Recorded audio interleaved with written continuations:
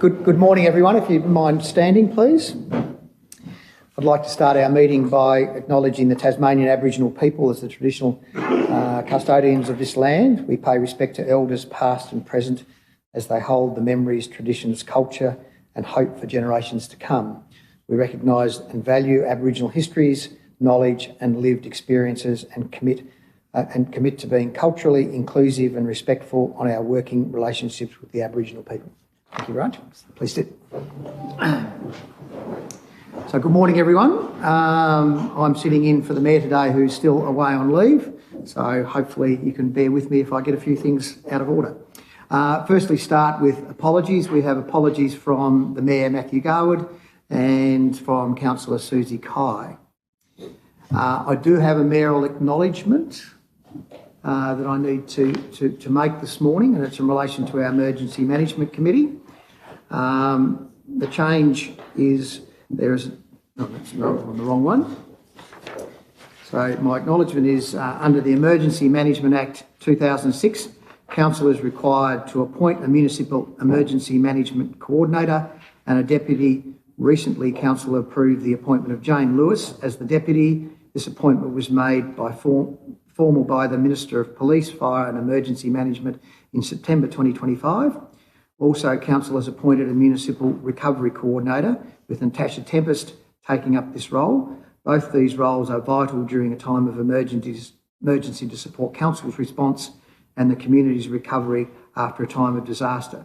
So congratulations to both Jane and Natasha. So if Jane and Natasha could come forward, please.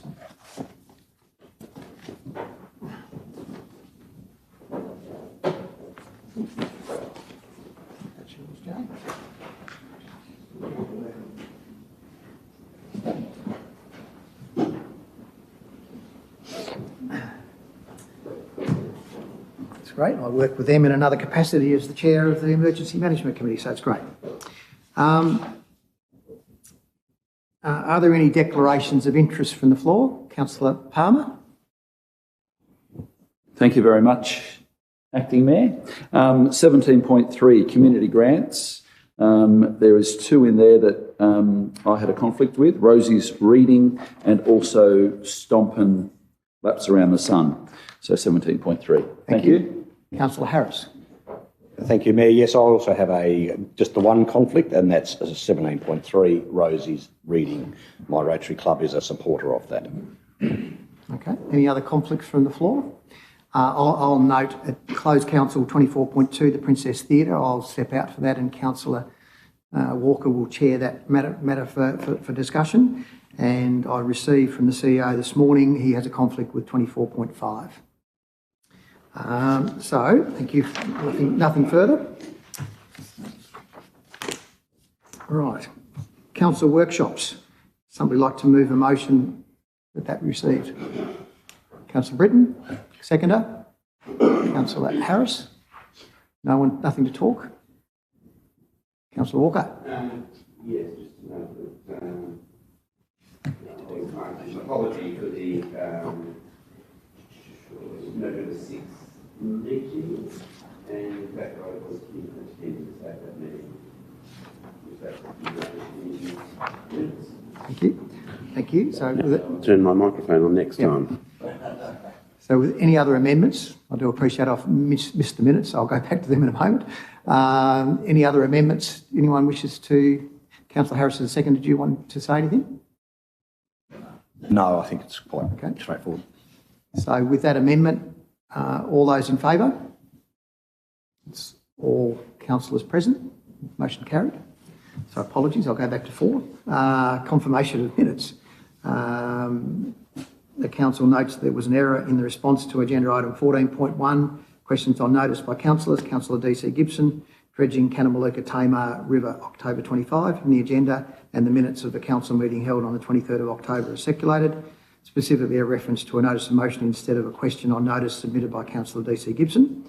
Amends the minutes of the ordinary meeting of the City of Launceston Council held on the 23rd of October 25 as circulated at item 14.1.1, questions on notice by councillors. Councillor DC Gibson, dredging Canamalooka Tamar River, October 25, paragraph 3 to read. City of Launceston staff have contacted the state government seeking an update on the feasibility assessment and to provide responses to the questions included in the question on notice. And 3, confirms the minutes of the ordinary meeting of the City of Launceston Council held on 23rd of October as amended by 2 above as a true and correct record. Would somebody like to move those minutes? Councillor Gibson, seconder. Councillor Palmer. Any discussion on those minutes? If not, I'll put the motion to the table. All those in favour? That's all. Councillor Walker's. All those against? Abstaining? Councillor Walker's abstaining. Yep, thank you. Did we have any closed council minutes for that?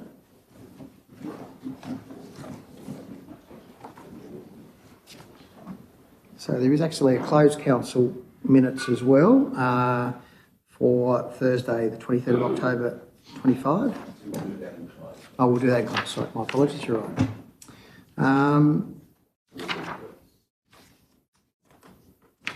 Moving on to councillors' leave without absence. They will be dealt with in closed council. Community reports, there are none, so we've got questions of members by the public. Those that were sent in on notice have been responded to in the minutes. So are there any questions without notice? I think there were a couple. Members of the public, questions without notice? Yeah, sorry. If you could state your name and address, please. Hi, my name is Lee Dobson. I'm from 2 Assisi Avenue in Riverside. I'm here just to talk about the item 17 for the community grants. Yeah, so if you just frame it by way of a question and we'll deal with that in that matter so you can leave. Thank you. Acting Mayor, councillors, esteemed members of the community, I stand before you today as the chair of the Launceston Women in Business Committee. Our mission is direct: to connect, support and celebrate women across the greatest Launceston region. After several years, I'm proud to share that Launceston Women in Business has recently become an incorporated association, providing a solid professional governance structure that significantly enhances our capacity to serve this community reliably and sustainably. But while Launceston is thriving, we know that many talented women entrepreneurs and professionals still operate in isolation. That's a problem we're here to solve. Today, we are thrilled to launch Hot Desk Summer, our newest initiative, and our direct response to this need. We are formally requesting funding through the Community Grants Program to make it a reality. Hot Desk Summer is a free, day-long, monthly program designed to be a power engine for connection. It offers a supportive, collaborative, co-working space where women can focus on their work, but more importantly, connect and learn from one another. We combine this focused work time with facilitated lunchtime conversations, explicitly designed to dismantle isolation, strengthen professional networking, and build clear pathways for peer mentoring across the city. This isn't just a networking event, it's an essential piece of social infrastructure. This program is a direct investment in the future you're building. It aligns perfectly with the Launceston City Council's goals of fostering an inclusive community, enhancing participation and strengthening our local identity. By encouraging collaboration across diverse industries and life stages, Hot Desk Summer builds social capital that perfectly complements the City Deal's focus on inclusive growth and innovation. We're supporting women directly so you can contribute to local economic development, launch new ventures and step into leadership roles. It also strongly supports the Tasmanian Government's priorities for improving workforce participation and bolstering the foundation of our small business sector. By supporting Launceston Women in Business and backing Hot Desk Summer, you are helping us turn individual potential into collective community power. This is just the start for Launceston Women in Business as we are working on an exciting calendar of events for 2026 and into the future. We would appreciate the full $5,000 for this project, as this will be the start of finding further funding from local businesses for supported lunches, refreshments and space hire for all of our upcoming events.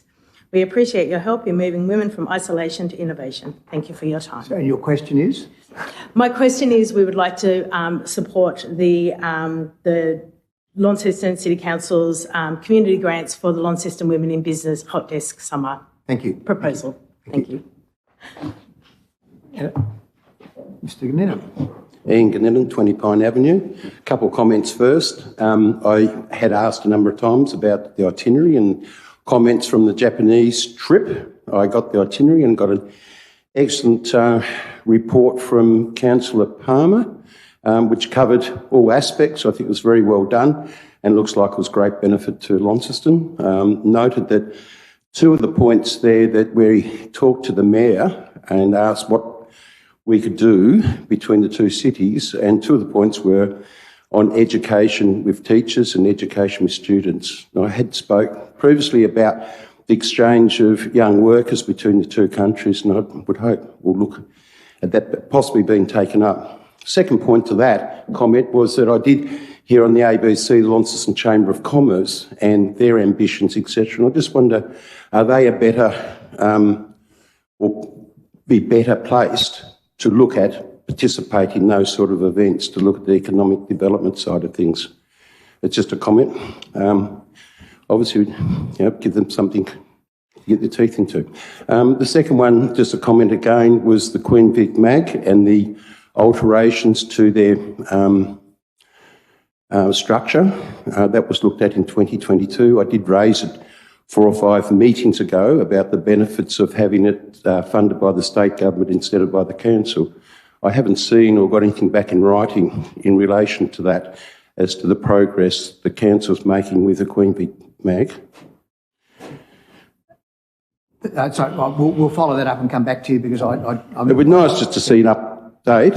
As I said, I'd like to see some effects on next year's rates, and I guess one of the benefits there is with the Queen Vic Mag being fully sponsored by the Tasmanian government, would automatically reduce the rates dramatically. So it would be nice to see an update instead of being lost in the wilderness.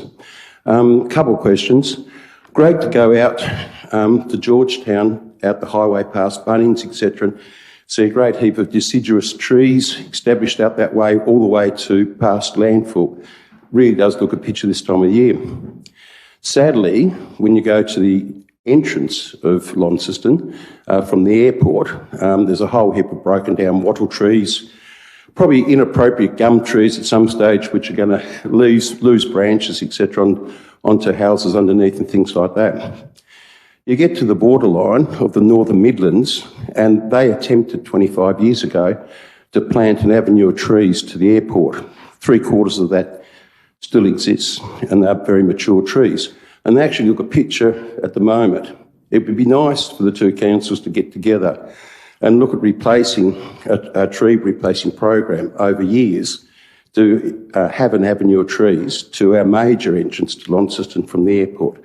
It's only a suggestion. We are spending $1 million of taxpayers' money on some sculptures on the highway, and it's going to be a bad look when you look at these broken down wattle trees, etc. So it's only a suggestion the council may look at to beautify its entrance. It's okay. And the other one is the intersection of High Street and Howick Street.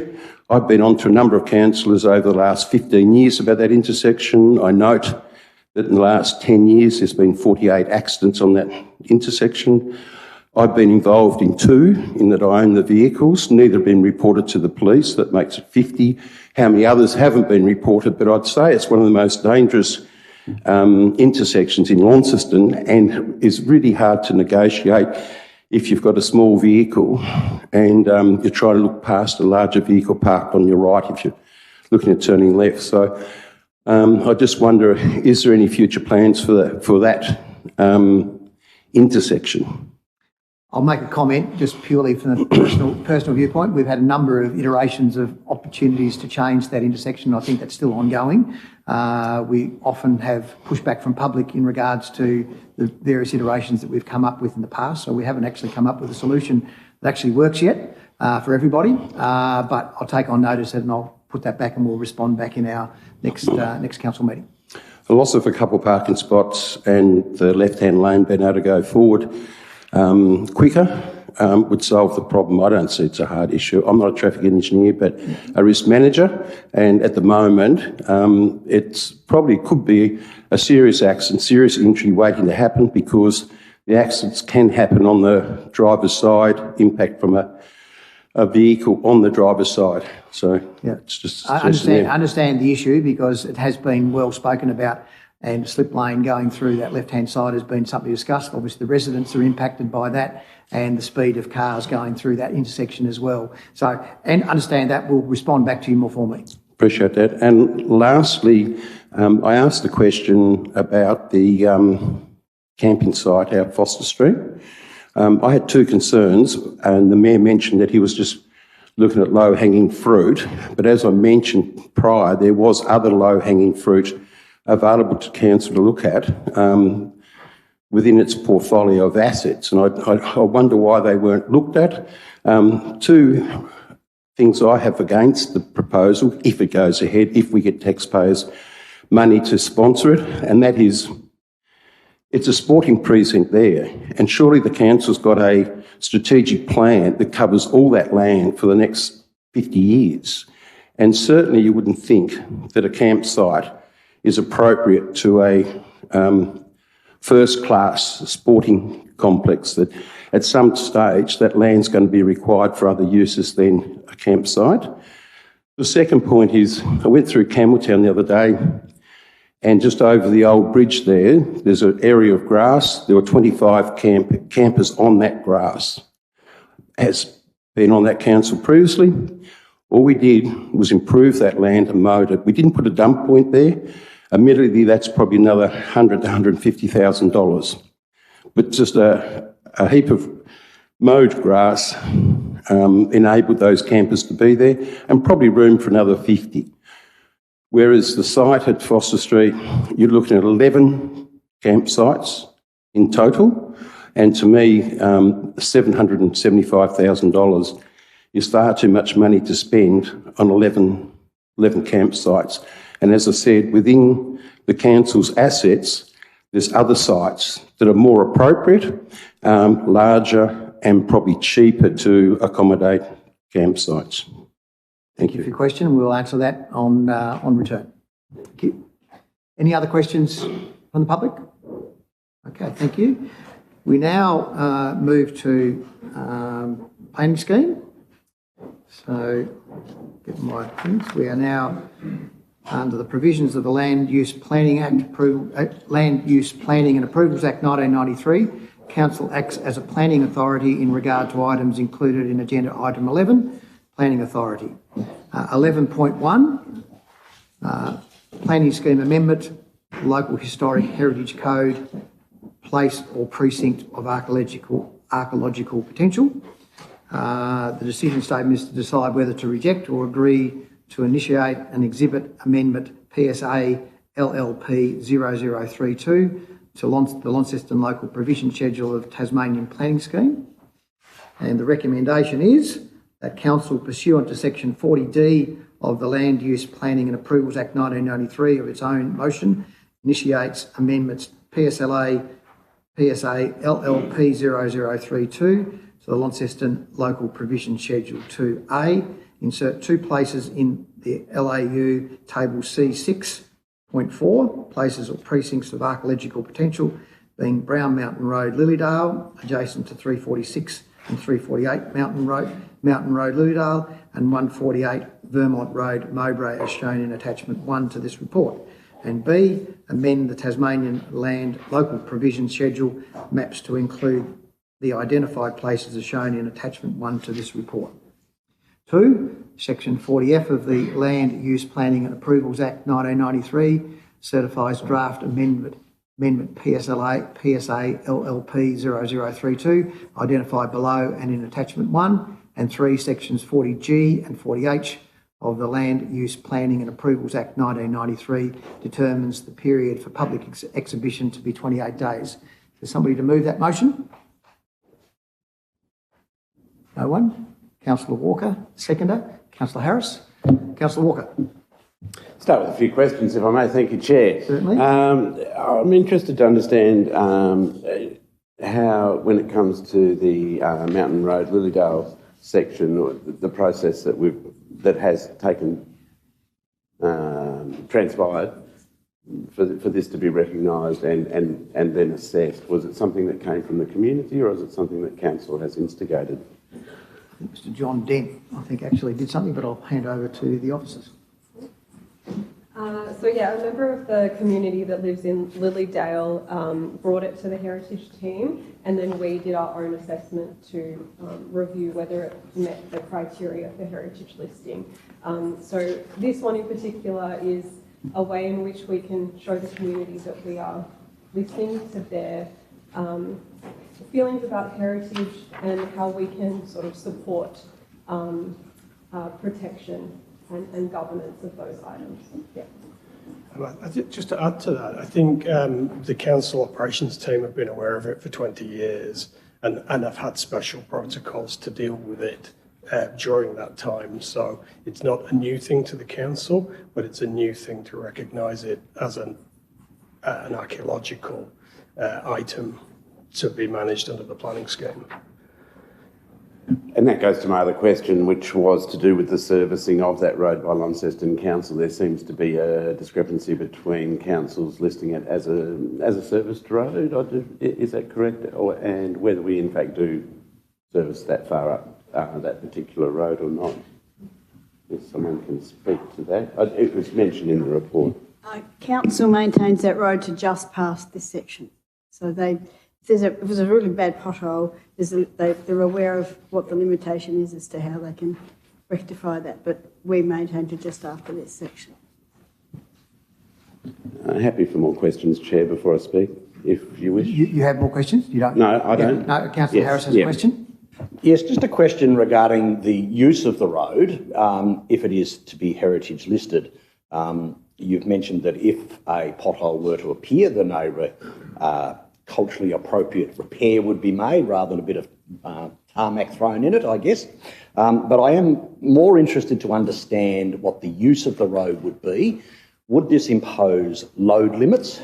And if, for example, and I don't know whether Mount Arthur has forestry coops on it or not, but if a forestry road that road was to be used for forestry activities, large heavy vehicles may be incompatible with that particular road and as such may then limit the ability of those who have control of the forest coops to harvest their crop. So are you able to address that for me? So the planning scheme only triggers things that require planning approval. So it's only assessed when a planning application is assessed. So things that don't need planning approval won't trigger an assessment under this. If that's clear. So driving a vehicle over the road doesn't require a planning approval, and this will not trigger the need for planning approval. Maintenance of the road is also largely exempt. So this would only be triggered as a criteria for assessment if there was something that required a planning approval. So is that clear? I feel like you've got a supplemental question. I'm just struggling then to see why we would list it, because if I'm going to build a house there somewhere that might have a driveway, that might trigger the planning approval, but you're not going to be able to build on that bit of highway.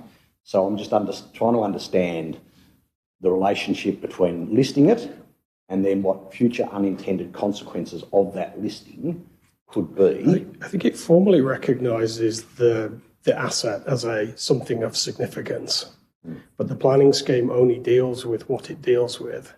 So it would prevent inadvertent issues because it would flag it as of significance. But in terms of its practical application on a day-to-day basis, that may be limited because there may be limited things that might trigger a planning approval in that roadway.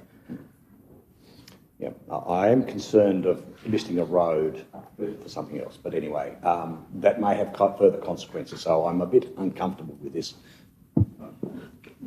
Councillor Gibson, question? Thanks so much. Look, my question is simply around the process. So I understand that if it's passed today, the initiation will occur, it will be advertised for 28 days, there'll be opportunity for people to make comment.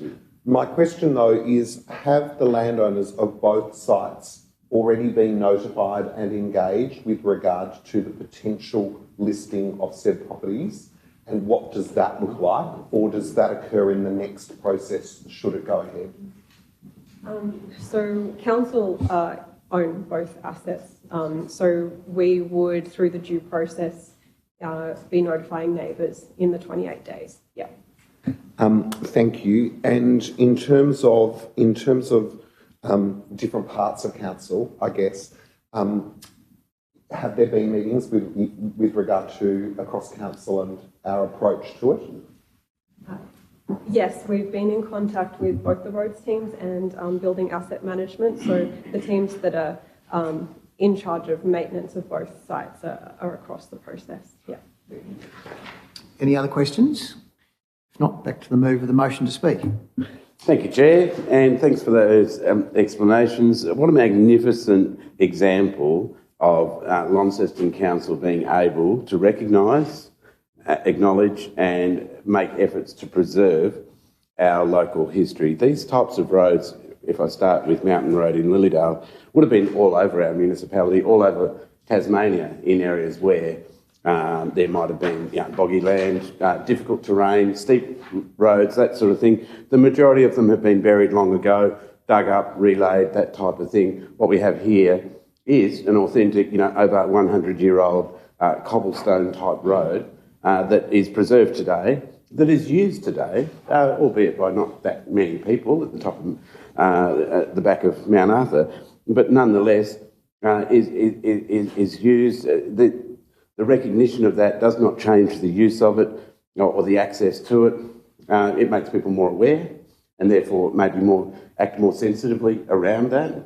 But beyond that, it recognises a part of our local history, a part of our local practice that did enable people to access such difficult terrain in our municipality. Now, when it comes to Lamont House, as I call it, it's not listed as Lamont House, but I think there's a bit of a confusion there. Bremer House, I'm going to have to get used to calling it that, if that's what we're going to list it as, because I've always known it as Lamont House. It was the Lamont, it was the Lamont land grant that we're talking about, but I think colloquially we do know it as Lamont House, and I have been there on occasion with council expositions and seen the work that has been done in preserving that building and making it usable for various community groups over the past. And I'm sort of mildly surprised that it wasn't listed earlier, really, given its sort of historical significance to the region and its age. That's a beautiful example.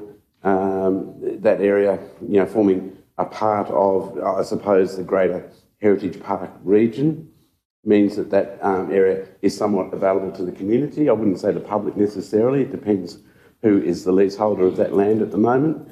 But nonetheless, certain elements of the community do get access to that, which is another great thing. And I commend our staff and our planning department with the heritage officers in bringing these things forward on behalf of the community and hopefully successfully getting support around this table today. Thank you, Chair. Thanks, Councillor Walker.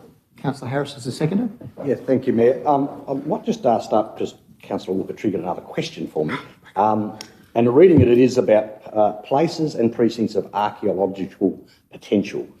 There are probably many heritage old houses, built in 1824 or a little bit after, at least 1823, which are also heritage listed. But this really results in the archaeological side, the digging down to see what has fallen down the cracks and other things. Is that really the difference between this and what other listings may well be? Because in reading this says this is the first ones that we've actually done, which surprised me because I immediately thought, what about all the other heritage houses? So they don't have the archaeological dig listing component, they're just the physical form. Perhaps if you could answer that one. So I'll answer this in two parts. So I think the first thing to note is that heritage in Launceston has two mechanisms by which it's protected. So we have a state listing and a local listing. Now, the majority, I think it's around 85%, I might be slightly out on that, but of heritage places in Launceston are state listed. Now, the state acts under the Historic Cultural Heritage Act, which gives it the ability to look at things like archaeology when it's doing their assessments. So we also, outside of those things of state significance, the council has a local list of things of local significance. Now, the provisions are slightly different for the local provisions and the state provisions, and the local provisions, if you want something to have archaeological protection, you need to list it for its archaeology. So it's correct to say this is the first local provision of archaeology, but it doesn't mean it's the only place in Launceston where archaeology is a consideration. It's just our local list. Does that make sense? And I thank you for that explanation, because I was a little confused as to surely others would be listed. But as you say, the archaeological makes it that. So, looking at the 100 years or thereabouts since the road was built, it's not quite a Roman road of 2,000 years you might find in Europe. However, it is at least that age for us here. And of course, following the First World War, there was a lot of road making done in Australia to create work for our soldiers who were returning. Mount Wellington Access Road and also the Great Ocean Road are two of the more famous. Didn't know about the Mount Arthur Road, so I thank you for bringing this to our attention. And it is something that, by what you have said, this should not impede the use of that road, but it will enable us to see perhaps how it was built. I would worry if we ever did excavate it, though, but I'll leave it at that and say thank you for bringing this matter to us in this manner. Councillor Gibson. Thank you. Yes, the comparison between the road and the Great Ocean Road, I hadn't thought of it like that. But thank you, Councillor Harris. Look, what I would say is that I think there's some really great work happening in the heritage space, and I'm really appreciative of that with regard to the age of our council and the role that we have in protecting, preserving, celebrating heritage. Perhaps it's deliberate that both a built form in the form of a house and a different style of heritage in a road are coming together for the council to consider. Perhaps it's educative and its intention is to help the community understand the diverse nature of heritage. The listing or potential listing of Lamont House is very significant. It's a shame that Gus Green isn't well enough to be here today, because the work that he and others have done in this space in preserving that is outstanding and to be commended. I think what is necessary today is to initiate the change, to see what the community say, particularly those that have more knowledge in the space with regard to future use of those two potential listings, and then to have us consider it, as we always do when it comes back. So I'll be supporting the motion as authored. Thank you, Councillor Gibson. Any other speakers? Mover of the motion wish to close? Okay, I'll put the motion. All those in favour?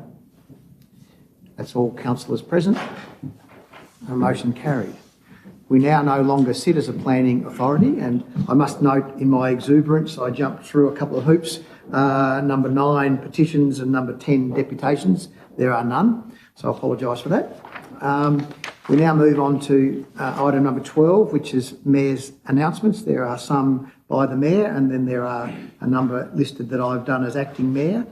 I just wish to add a couple to that. On Monday the 10th of November, I officiated at the Disability Inclusive Emergency Planning Forum over at the Tram Sheds, which was a really good exercise on how to deal with people in emergency situations who have disability as another issue that's associated with moving out. So really looking forward to the feedback and the output from that to help us in our emergency planning.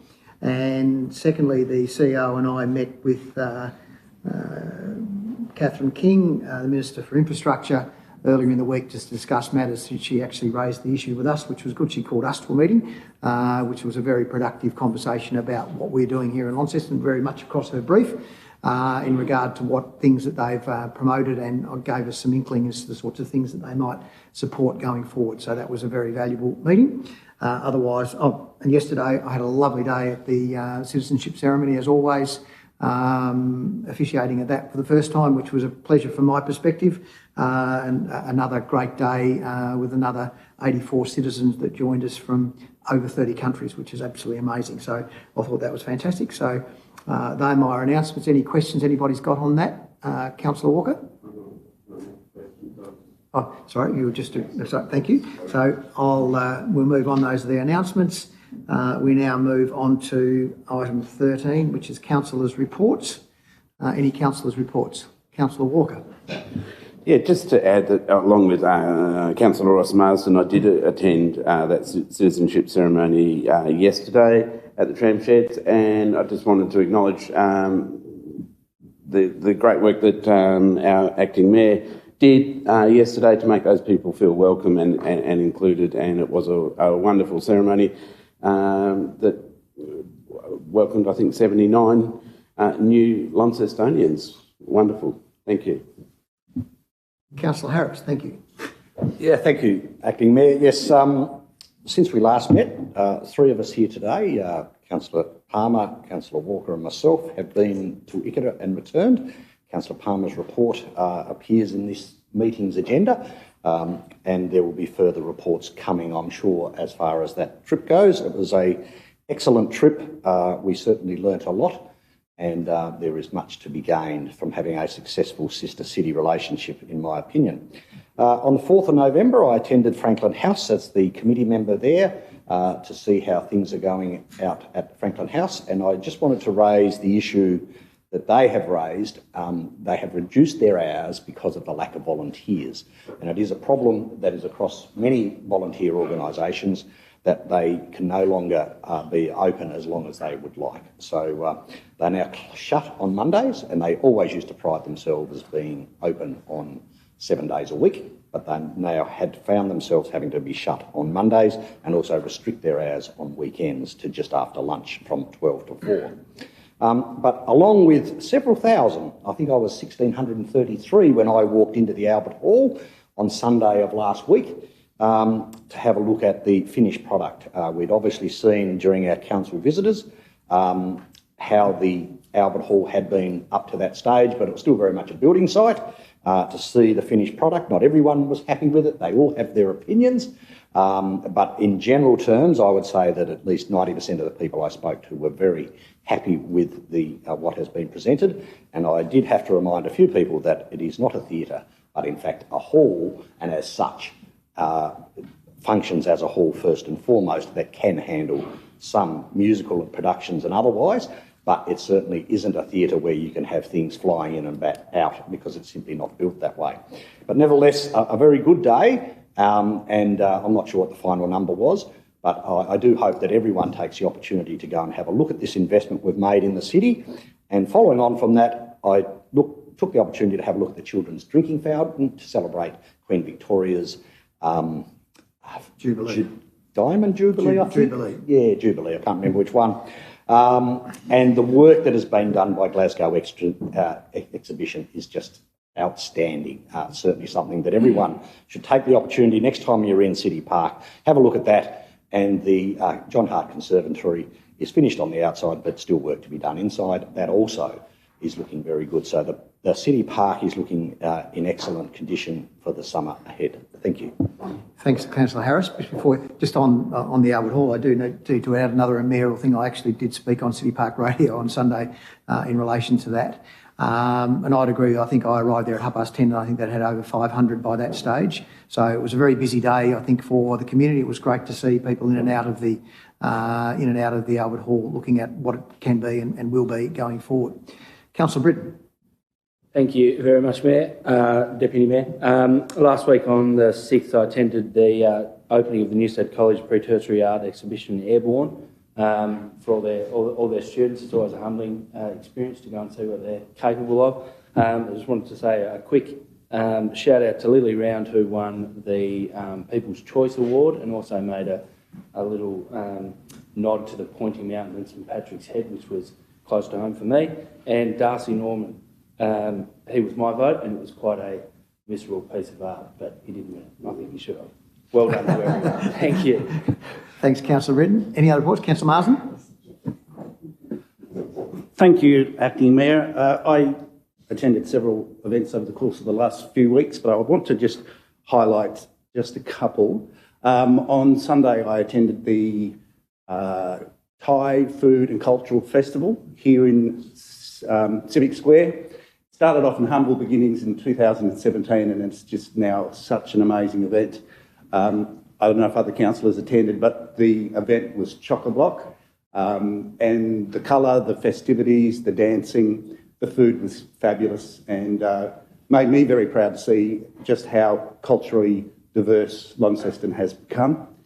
And the second event I attended that I'd like to mention is on Tuesday, the Remembrance Day service, along with Acting Mayor, Councillor Mackenzie and Councillor Palmer. And I just want to commend the Acting Mayor on how he addressed the service. His words were quite moving, and I think he presented extremely well. Thank you. Thank you. Oh, all these accolades. Councillor Priest. Thank you, Deputy Mayor. I just wanted to acknowledge that I've attended a few events, likewise with other councillors, but on the 30th of October, I attended the cocktail party in the eastern wing of the historic Albert Hall. It was a privilege to attend another event there, and it was the Champions in Tourism Awards, and I would just like to congratulate the winners and runners-up at that event. Thank you. Thank you, Councillor Priest. Any other reports? Councillor Palmer, you might want to speak to 13.2 while you're standing up there.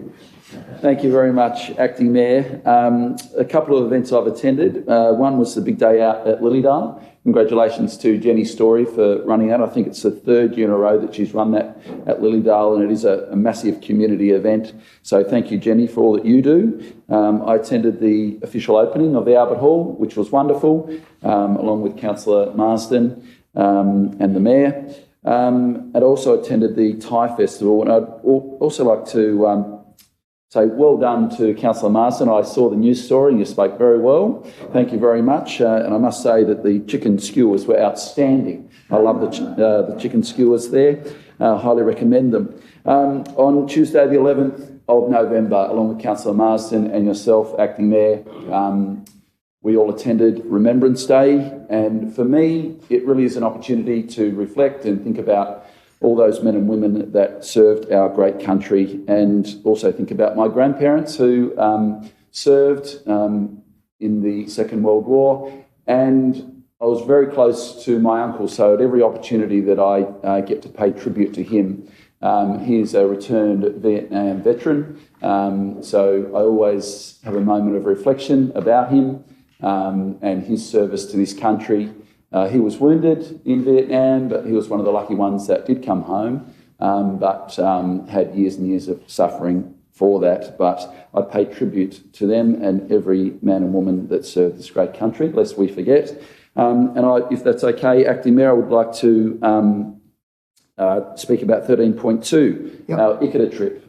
It's all there, it's in the report, but I'll just touch on 1965. We formed a relationship with ICATA. So it was our 60th year anniversary. And then in 1968, the wonderful Peter Stackhouse that joined us on this trip was our first exchange student. He joined us on that trip, on this recent trip. And look, for me, it was an unforgettable trip. I thank the community of Launceston for sending us. I thank my fellow councillors for giving us the opportunity. I'd like to say a big shout out to the council staff in the lead up to the trip. For their outstanding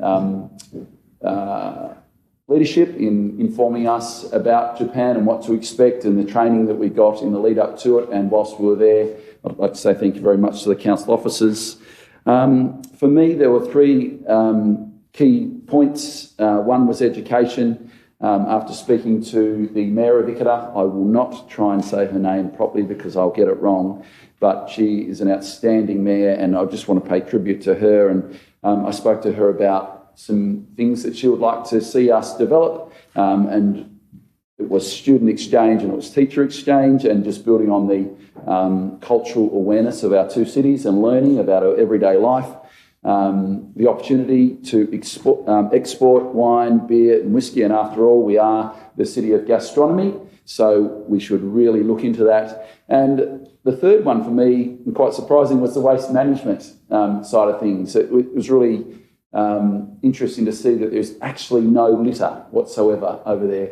I really did struggle to find any litter on the ground, and we learnt that in the education system over there, the children learn from day one the importance of taking pride in their home and taking pride in their city and their community. And the fascinating thing, there's no litter, but there's no bins.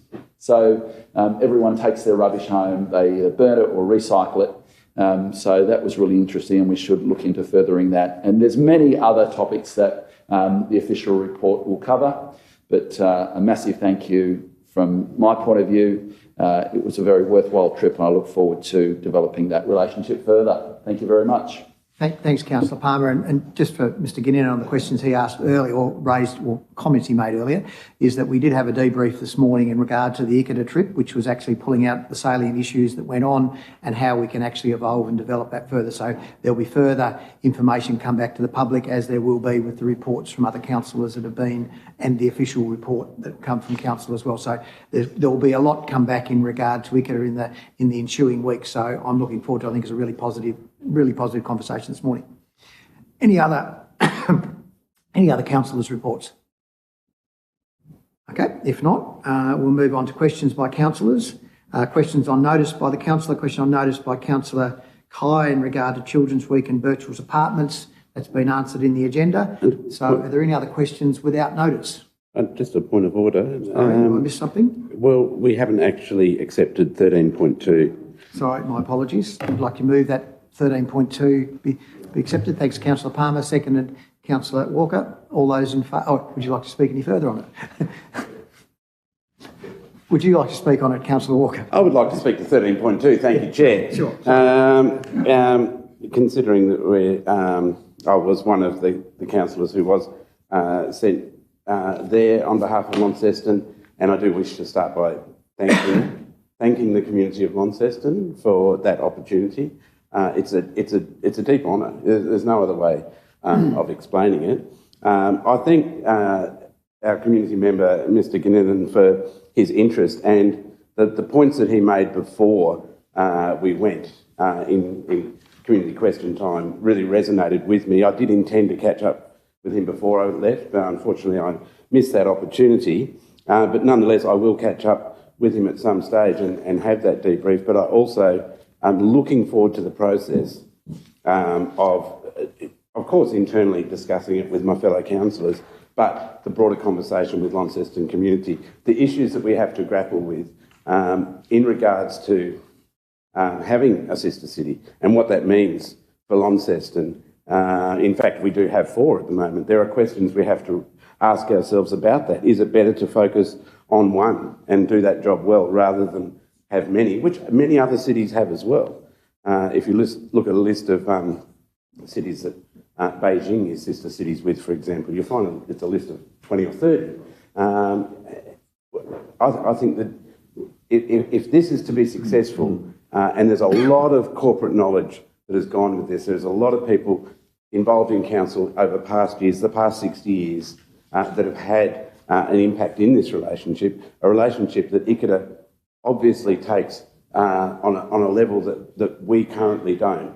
Then our job as councillors is to see if there is that appetite in Launceston to really grow that relationship, whether it be through education or hospitality or trade and produce, tourism, all those sort of things. That's yet to be found out. But what is needed is for that community buy-in and for us as councillors to facilitate that and to encourage that. I think it is a worthy relationship. It's partly that longevity, our shared history and our shared future, but it's partly opening the window or the door for Launceston to be a citizen of the world or a community of the world. That's the way that I see it, with a community that is welcoming us with open arms. And I think that's the important thing, that you can ask the question, well, why ICATA, and try and delve into the nature of that relationship. But the point is it does exist. And this community in Japan look at us as a really important relation to them, as part of their family. And that is something that if it is to continue, we have to foster amongst our community. There's no point in me going if the community doesn't accept that relationship and develop that relationship. And so that's where I see these steps have to go forward. I thank Councillor Palmer for putting his report in this agenda to facilitate this discussion. And I do say that, yes, I'm sure all councillors will do similar reports. and there will be a more official report endorsed by all councillors that hopefully will come in the near future as to what those steps forward are. But they have to be fundamental steps. They have to be, we cannot try and do all things at once. We have to do things that will resonate, hopefully, with the community and will allow the community avenues to participate. And they can be varied and many, but this is a first step, and I thank Councillor Palmer for so clearly elucidating what occurred on that trip, and it's just the beginning of that journey. Thank you. Any other speakers? Back to you, Councillor Palmer. No, thank you. All those in favour of the report being received? That's all councillors present. Motion carried. Right, now I've already done 14.1, so we'll move on to 14.2, questions without notice from councillors. Councillor Harris. Yeah, thank you, Mayor. And I must thank Councillor Marsden for his comments about the Thai Festival. I did have a question raised with me by someone who I suspect attended the Thai Festival on Sunday, and that is in regard to the parenting room access at Patterson West Car Park. At the moment it has, I understand, a doorbell that you push and it rings downstairs, and our customer service staff in this building, Town Hall, look through the camera to see who's there, and if it's a mum with a baby, they allow access. This is because of the vandalism that we've had there over the years. The problem comes, of course, our customer service staff only work Monday to Friday. However, since we have moved the Tourist Information Centre from across the road into this building, which I do believe is open 7 days a week, can the Customer Service Information Centre staff answer that same doorbell to allow people to access it, particularly on a Sunday? I'm not sure what happens on some Saturdays, but I'm assuming it doesn't get answered on a Saturday either. But certainly having access, because we have 7 day a week staff here in this building, would seem to be something that could be considered. And I'll leave that question. Thank you. Well, I think the CEO will take that on notice. I will make a comment. There are other innovative issues, and I've been talking to somebody recently which might actually enhance that issue to make it easier for members of the public to access it. So thank you for the question. Councillor Gibson. Thanks so much. And I flagged both of these questions. The first one, I think Nathan Williams will respond to. It's with regard to the status of Macquarie House and our relationship with the Enterprise Centre. Where are we at with the future modelling and future use of Macquarie House, and what is the current and anticipated future use with regard to the Enterprise Centre? Is Executive Nathan there, and is he? No, sorry, Councillor, the CEO will answer that. Thank you. Through you, Acting Mayor, and thank you, Councillor Gibson. I do want to flag for the room that I am obviously a board member of Enterprise, so I don't want there to be any conflicts there. But in terms of Macquarie House, we do have an active lease which has about 3 to 4 years to run with Enterprise. I am aware of Enterprise's growth, and that's a very great story to tell. Obviously, they're growing and space is becoming very important. Enterprise don't just occupy Macquarie House, they also occupy a good portion of Henty House as well. But I do understand that they are in discussions with a developer in terms of a new site. No decision has been made and no location has been determined. So I think it's a bit of watch and see as to where Enterprise does go, but they do have an active lease for at least 3.5 years with Council. Thank you. Thanks. Second question. Thanks so much. And obviously you're our representative on Enterprise, which is appreciated. The second question to that is, what is happening then in the basement? Do Enterprise have use of that, given we were not able to get a suitable tenant when we went to market? What is happening with that space at the moment? Again, thank you, Councillor Gibson. No, when the lease was renewed about 18 months ago, the basement section was put as an exclusion to the lease, so Council does have use and access to the basement of Macquarie House. We have run at least one, potentially even two, expression of interest processes now to try and draw someone out to occupy the space. I don't believe any of those processes to date have actually brought anyone to the table with a proposal. However, that said, the basement area and Macquarie House, as well as our broader property holdings, is being picked up through some work in our property team, through strategy and innovation, and there will be a report and some stuff coming to Council in 2026. Thank you. Really appreciate that. And the second question, which I have also provided notice of, is for a transparent and open update to our community where we are at with regard to the Memorial Garden at York Park. There's been long-awaited expectation, particularly from the father of a deceased young worker who's advocated so hard for that provision of a long-term memorial garden to be able to honour workers, including his son. There have been some challenges over the journey. I believe we've reached out to, we agreed to reach out last Thursday to the champion of the project. So for the community's benefit, where are we at with regard to that project and what is still to be completed? Do you want to take that on notice, CEO? Yeah. I think you have responded to Executive Kemp on that. Is that right? Yeah. So we'll get that formally responded back to you, Councillor Gibson. Are you happy with that? Or would you like a comment now? Yep. Thank you. Okay. Any other questions? Councillor Walker. Thank you. And I go back to 2019, I think, when we were looking at plans for the Albert Hall extension, which has now recently been opened. And I know that there were robust discussions amongst councillors with project developers and council staff regarding the exterior of the building and the quality of that and the bespoke nature of it that would be befitting a hall such as Albert Hall. And in particular, the gangway that joins the new area with the front of the existing Albert Hall. And I might be completely wrong, but I was certain at the time that was going to be a glass walkway and that it would minimise the impact on the front of Albert Hall. And I did go down there recently and had a good walk around. Not yet been inside, and I'm told that it's magnificent from the inside, but from the outside, I feel as though there may be work for council to do in the future. And one of those areas is that particular walkway. And so I just wanted to understand, has there been a change? If so, when did that occur?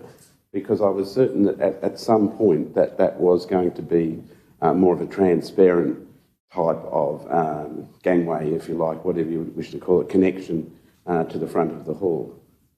I'm happy to take that on notice and get the history of that. I suspect we need to take that on notice. Yes. I do recall conversations about that, Councillor Walker, but I'm not sure where we actually landed on it. But no, and how it transpired that this is what we've got. I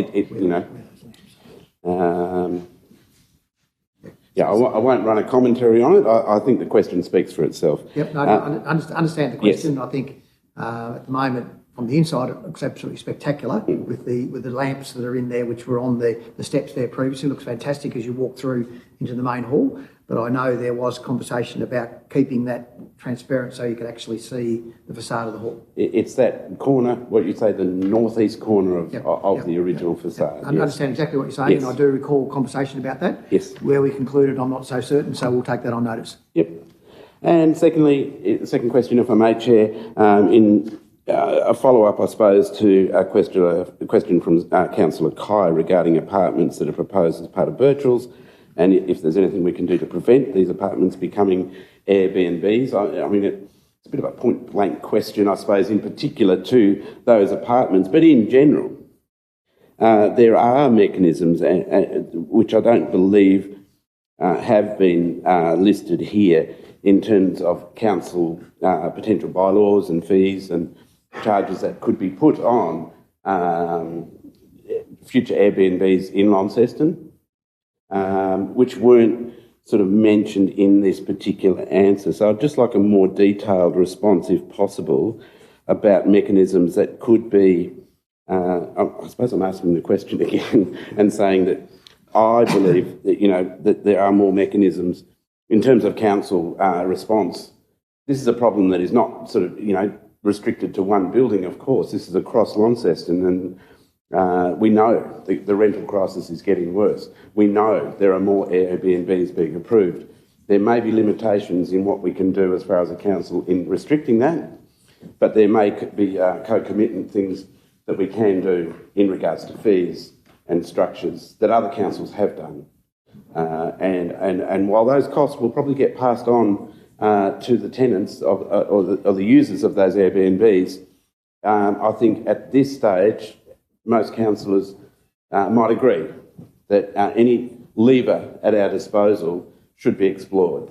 And likewise, you know, for potential apartments in the CBD, I think it'll be desirable to have people living there as part of that activation.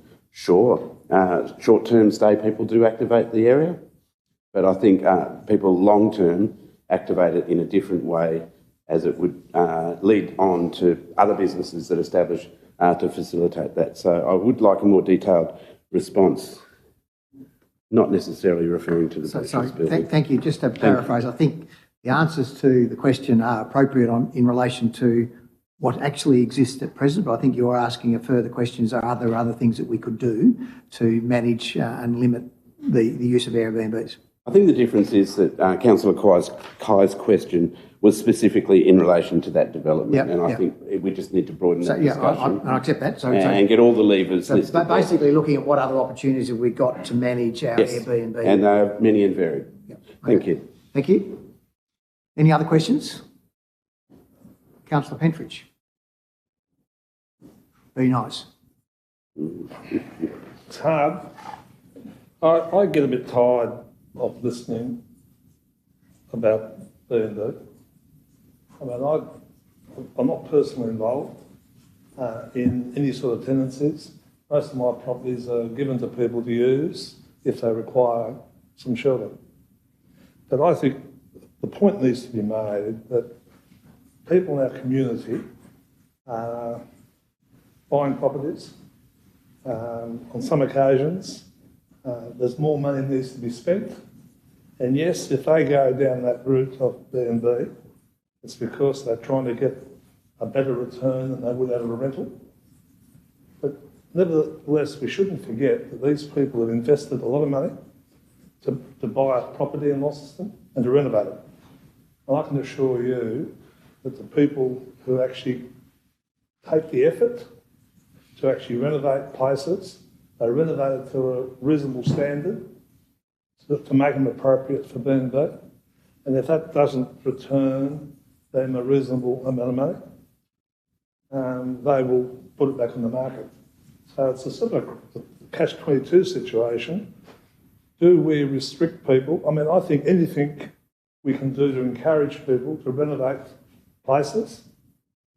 I don't think we should single out, I mean, the Birchwoods building in particular, although I can see if it's not going to affect the accommodation of our licensed premises that are being built, then I think we should put our support behind Birchwoods so that it gets people in there and gets people back in the city, if people can comprehend what I'm saying. Thank you. So more a comment, so I think you're countering Councillor Walker's comment. Oh, right. Okay, thank you for your perspective. Okay, any other questions? If not, thank you, we'll move on. Written notices of motion, there aren't any. Committee reports, Heritage Advisory Committee meeting report on the 7th of October 2025. Would somebody like to move that? Councillor Walker, seconder. Councillor Britton, like to speak to Councillor Walker? Yes, with the Chair, Susie, Councillor Corrie being away, I'm quite happy to move that we accept this report, noting the great work that's being done in the Heritage Advisory Committee, the recent Heritage Sketch Awards and conclusion of that project, and just some of the diverse sort of things that are coming through in regards to heritage, the training that will be discussed here soon in regards to the Longford Academy. Yep. Sorry? Longford Academy. Longford Academy, being somewhat managed through the Heritage Committee, West Launceston Bowls Club, looking at that building, many and varied. So I heartily stand to endorse the report. Councillor Britton. Councillor Gibson. Thanks. Yes, I too note the great and diverse work that's happening, and I also appreciate the comments of Wendy Roberts, a community representative who's been there for 8 years, who says it's the best that it's been, which is wonderful.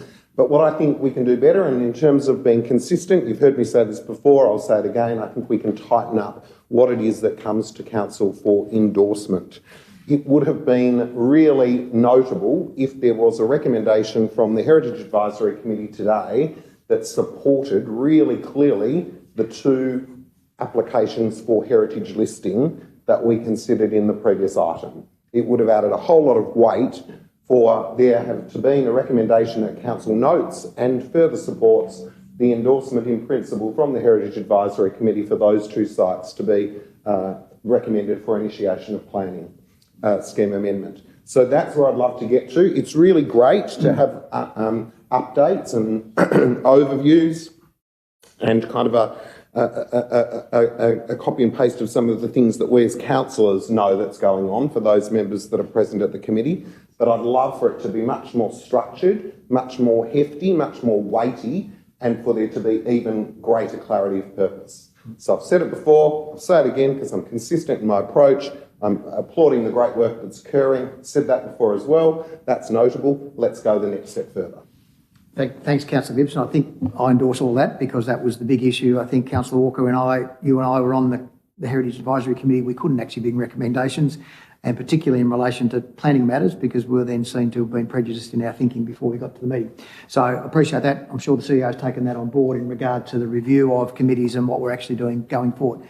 So thank you for that. Any other comments on that? If not, back to the mover of the motion. Nothing further. I'll put the motion, the Heritage Advisory Committee meeting report be presented. All those in favour?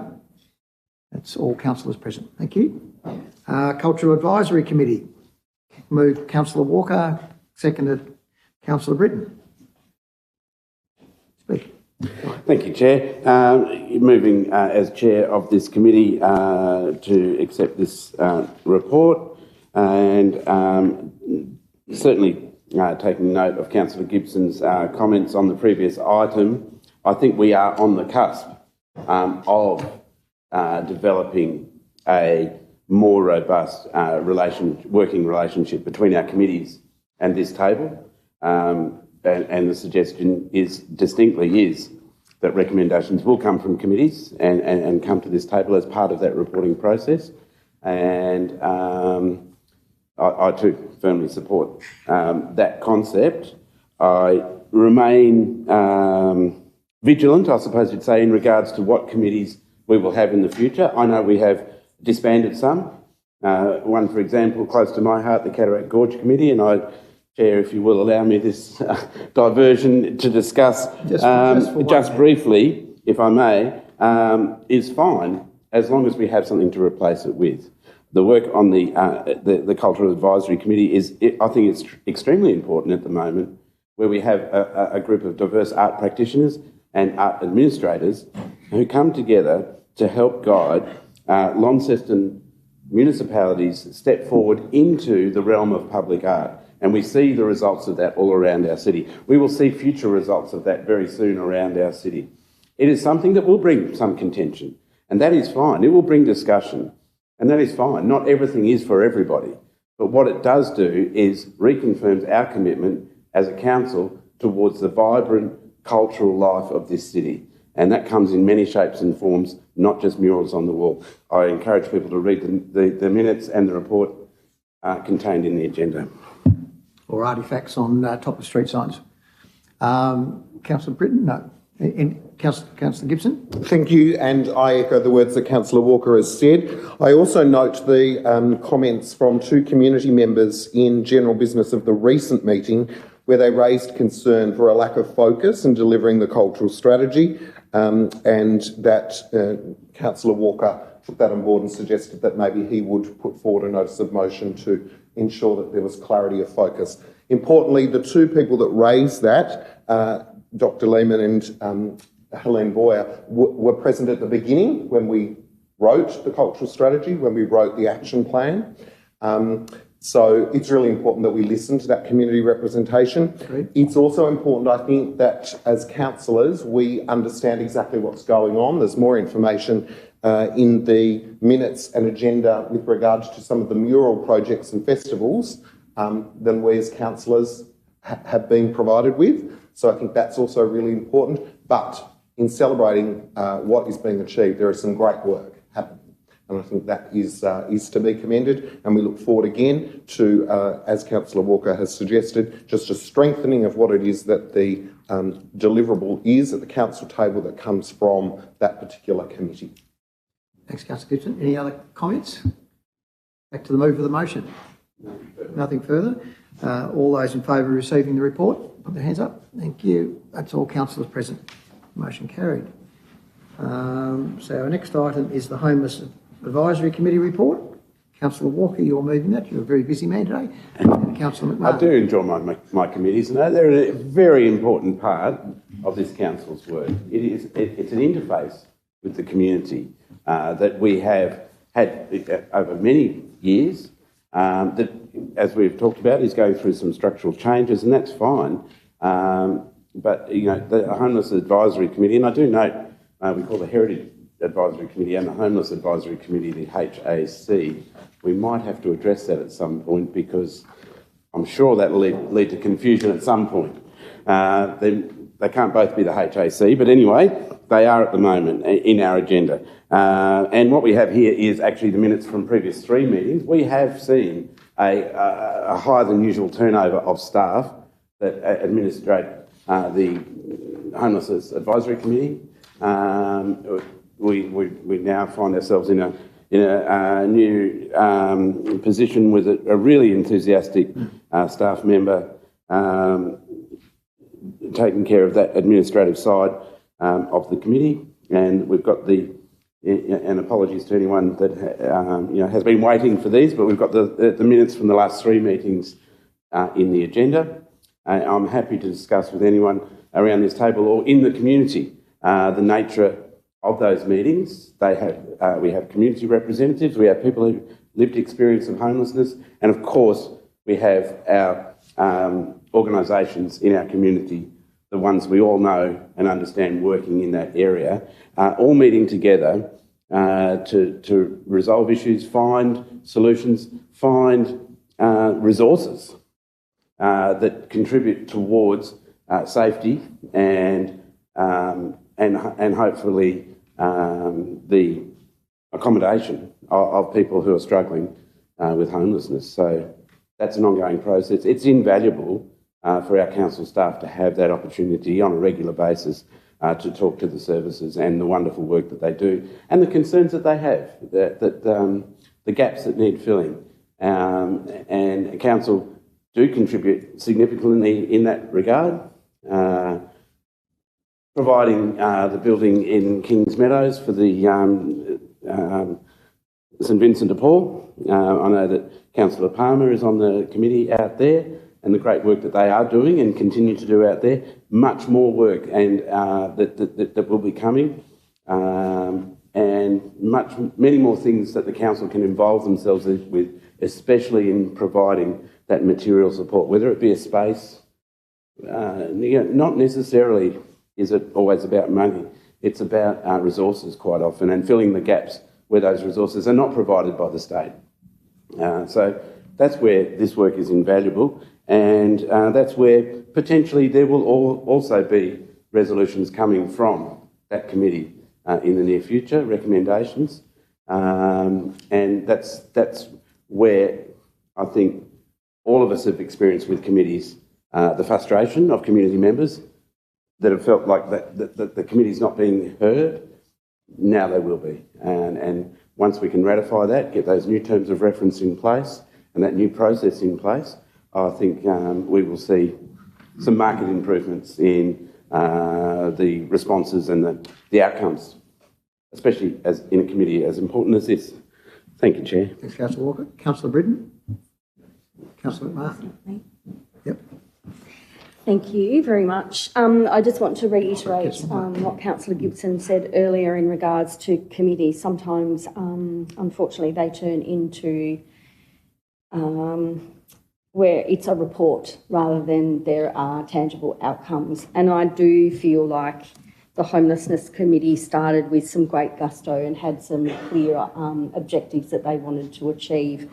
And I think maybe that's probably lost its way a little bit after reading the report. It seems that we're getting the same information across different committee meetings, but there's nothing to say that these are our objectives, this is what we need to seek next. We've identified that we've got an increase in those seeking assistance. So what is it that we want to happen next? Like, what are we going to achieve as a group, and how do we come together to make that happen? So I would love to see in future reports that from these discussions and the things that are in the reports, that they identify perhaps where they can find resources or avenues to achieve tangible outcomes. And I'm just going to read out one of the primary purposes of the Homelessness Advisory Committee. It is to identify, support and coordinate achievable actions which will assist in addressing the evolving needs of Launceston homeless community. I think we really need to be concentrating on that one. Thank you. Thanks, Councillor McMahon. Any other comments? Question, Councillor Gibson, sorry. Thanks. I echo the words of Councillor McMahon. I also note the great response that I had from the Executive Leader Connections and Livability when I reached out to say that 12 months has expired. We need to do as we've said and review the document. When we endorsed last year that amazing piece of strategic work, which was groundbreaking in terms of our commitment to homelessness in Northern Tasmania and our commitment to partners, it was celebrated. We had the the artist who had done all of those amazing images here. We committed to doing as much as we can in that space. And I think the minimum that we can do is even refer to that strategic instrument in these reports. It's not even referenced. So I'm looking forward to us receiving. There's been a commitment made that 12-month review is going to be provided by the end of the year, which is fantastic. At the time, I was nervous, and I think the Executive Leader is now nervous too, that it would become too intensive to be able to review that document every 12 months. I made that comment at the time. Nonetheless, we did it, and now we've realised that that is the case. Regardless, there is some great work happening in this space. I'm pleased to see that the handout cards are committed to being reprinted, because I do believe that that shows in a very small way our approach to those people sleeping rough, and our across-council approach, that whether you're a member of the horticultural team or a member of the parking team, that you can just quietly provide those reaching out cards is really great. So thanks for the work. Welcome to the new staff. Looking forward to the review of our first 12 months of our strategic document. Looking forward to it being incorporated into further reports that come to Council, and look forward, as Councillor McMahon does, to just strengthening the relationship between committee and Council. Thanks, Councillor Gibson. Any other contributions? Not back to the move of the motion. Anything further? Thank you, Chair. A couple of recent examples on the Homelessness Advisory Committee that I can point to. Discussion around caseworkers and the limited amount in Launceston currently. I think we have really one full-time position that's funded, and services have stepped away from doing that street work, that on-the-ground casework and referral. And whether there is a role for Launceston Council to part fund such a position, if that is the stopping block there. Is it a funding problem? Is it a problem regarding finding the right people for those types of positions? So that's one example of where that interaction bears fruit. Another is looking at the YMCA building, former YMCA building in Kings Meadows, which at the time Launceston Council had an arrangement that the associated land that is leased to Coles, hopefully not breaching any commercial in confidence, it is still leased to Coles, but YMCA were the beneficiaries of that lease previously, and since there's been a change of leasehold there, the St Vincent de Paul are no longer the beneficiaries of that lease. Council General Ledger is the beneficiary there.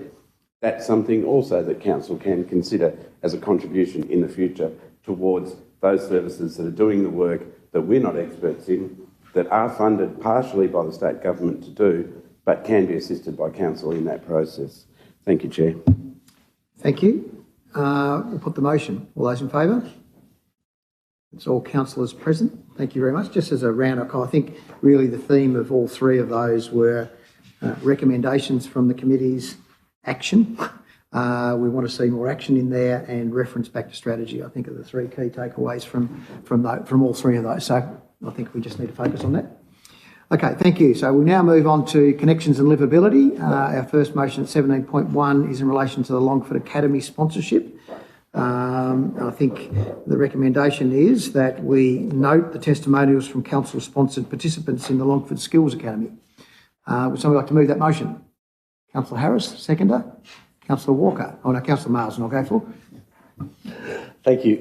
Yes, I read with interest this sponsorship of the Longford Academy to teach our builders about heritage and what to do, and also the letter that associated with that and the benefit that was immediately obvious to those who undertook this sponsorship.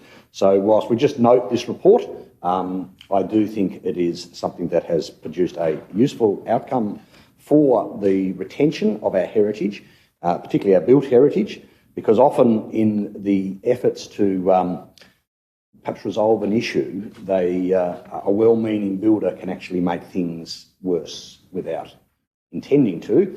And I guess Lamont House, or whatever we wish to call it, has been subject to that at times, with concrete being poured in when perhaps that wasn't the best outcome to help stabilise foundations and things. So interested to hear that this was being sponsored by us when I saw the name Longford in there, but I suspect that the Longford bit was more to do with the heritage properties in that area rather than anything else. But other than that, just writing the report. I think it's just where the academy is situated. Councillor Marsden. Thank you, Chair. I just would like to say how great I think this sponsorship initiative is. I see it as a great way for us to future-proof the amazing architecture that we have here in our CBD. So I can see this only as a benefit for us. Thank you. Any other contribution? Councillor Gibson. Thanks so much. If Councillor Kai was here, I'm sure she'd talk about this being a really great example where Council endorsed a budget for something that was going to future-proof and have direct impact for the City of Launceston and for trades. And here now we're closing the loop by providing the outcomes that were provided by those people that were funded, together with a recommendation for future investments. I think it's wonderful. Take it as read, and thank Councillor Kai and other members of the committee who spoke of it, Councillor Pentridge and others who spoke of it so favourably at the time that we endorsed. Thank you very much, Councillor Gibson. Any further comments? Councillor Walker? Yeah, acknowledging Councillor Pentridge's long history with Launceston heritage, but also acknowledging another committee member, Bruce Carrera, who I had the pleasure of working with, who has been a long time heritage builder in Launceston, and there's probably not many heritage buildings he hasn't had some association with, and we're lucky enough to have him on our committee at the moment, which is a fantastic thing. His knowledge is probably not equalled by any other builders in Launceston, so maybe by certain architects and history people, but yeah, Bruce is certainly a gem in that regard, and I can imagine he would be really happy and proud to see this, the passing on of these skills, because they are quite specific and you can't just get them anywhere anymore. So well done to the Heritage Committee. Any other contributions? Back to the move of the motion? Okay. Put the motion. All those in favour?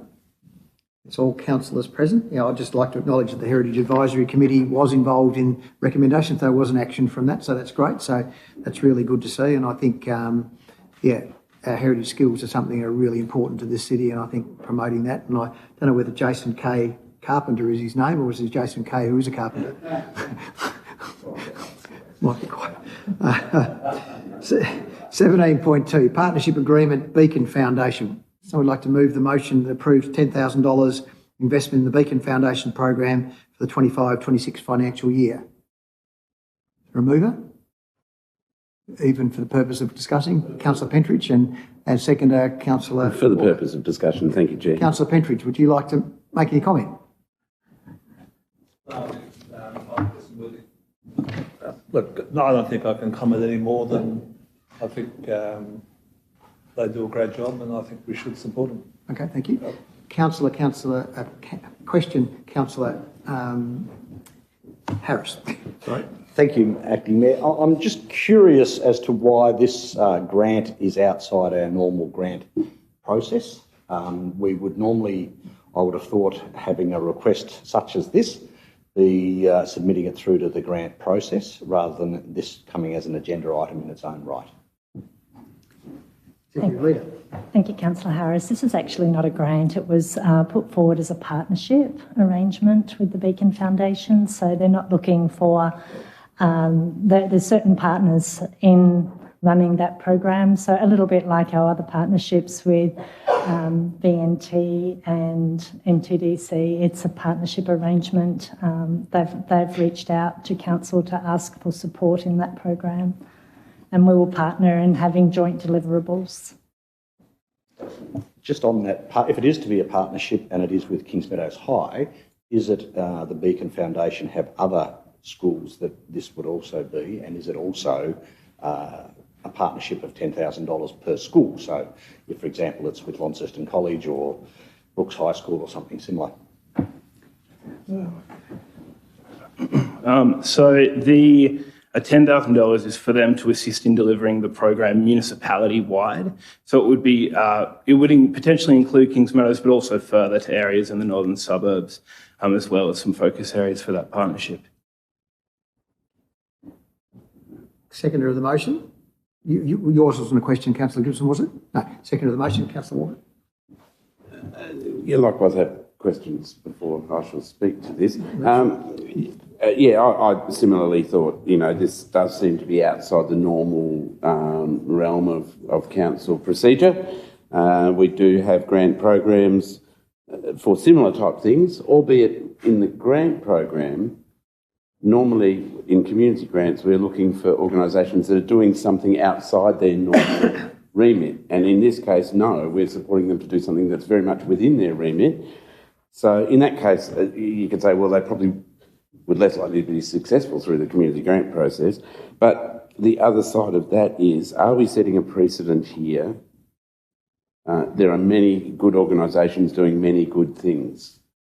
You know, Beacon Foundation included, the Smith family, you know, St Vincent de Paul, whatever you wish to name in terms of community charitable organisations. Why this one? Is it just because they approached us?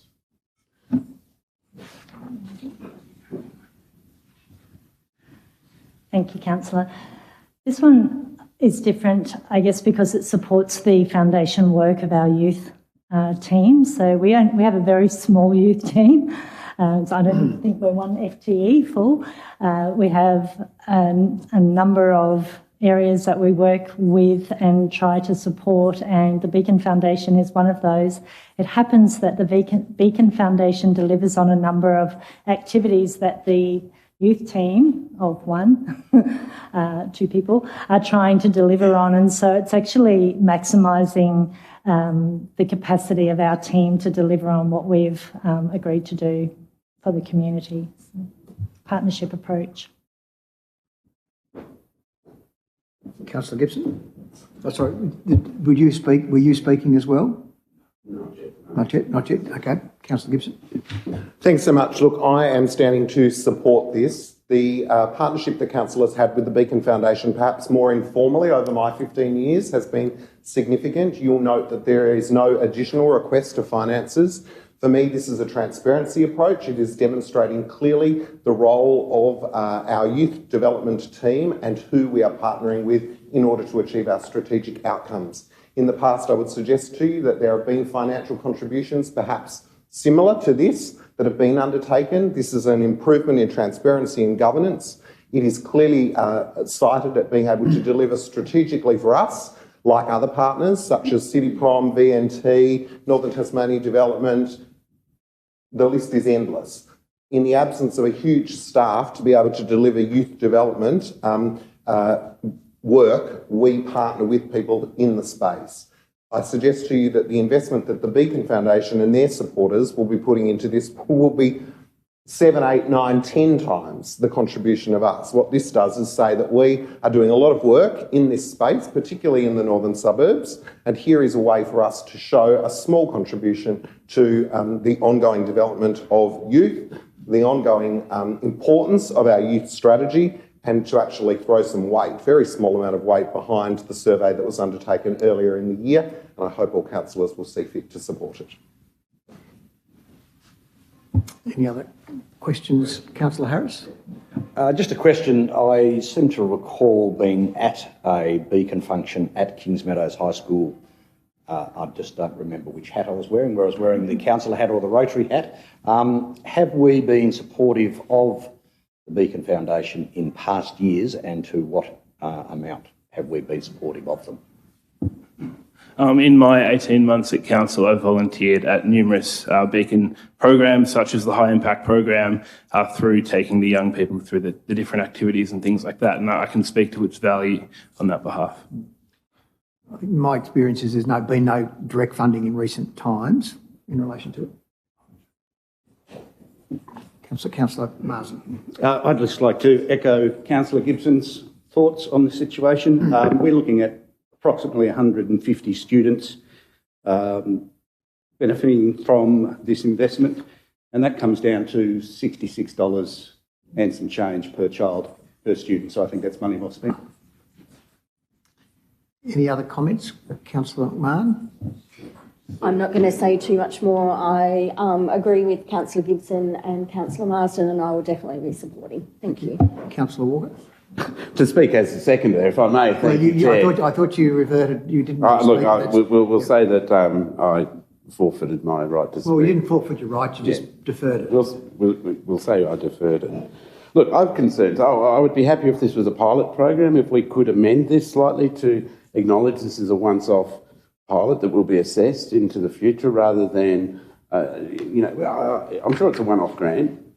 I don't see specifically accountability of where the money is being spent. I know we know what it's being spent on, but I don't see a budget there and a justification, which I'd normally see when it comes to community grants.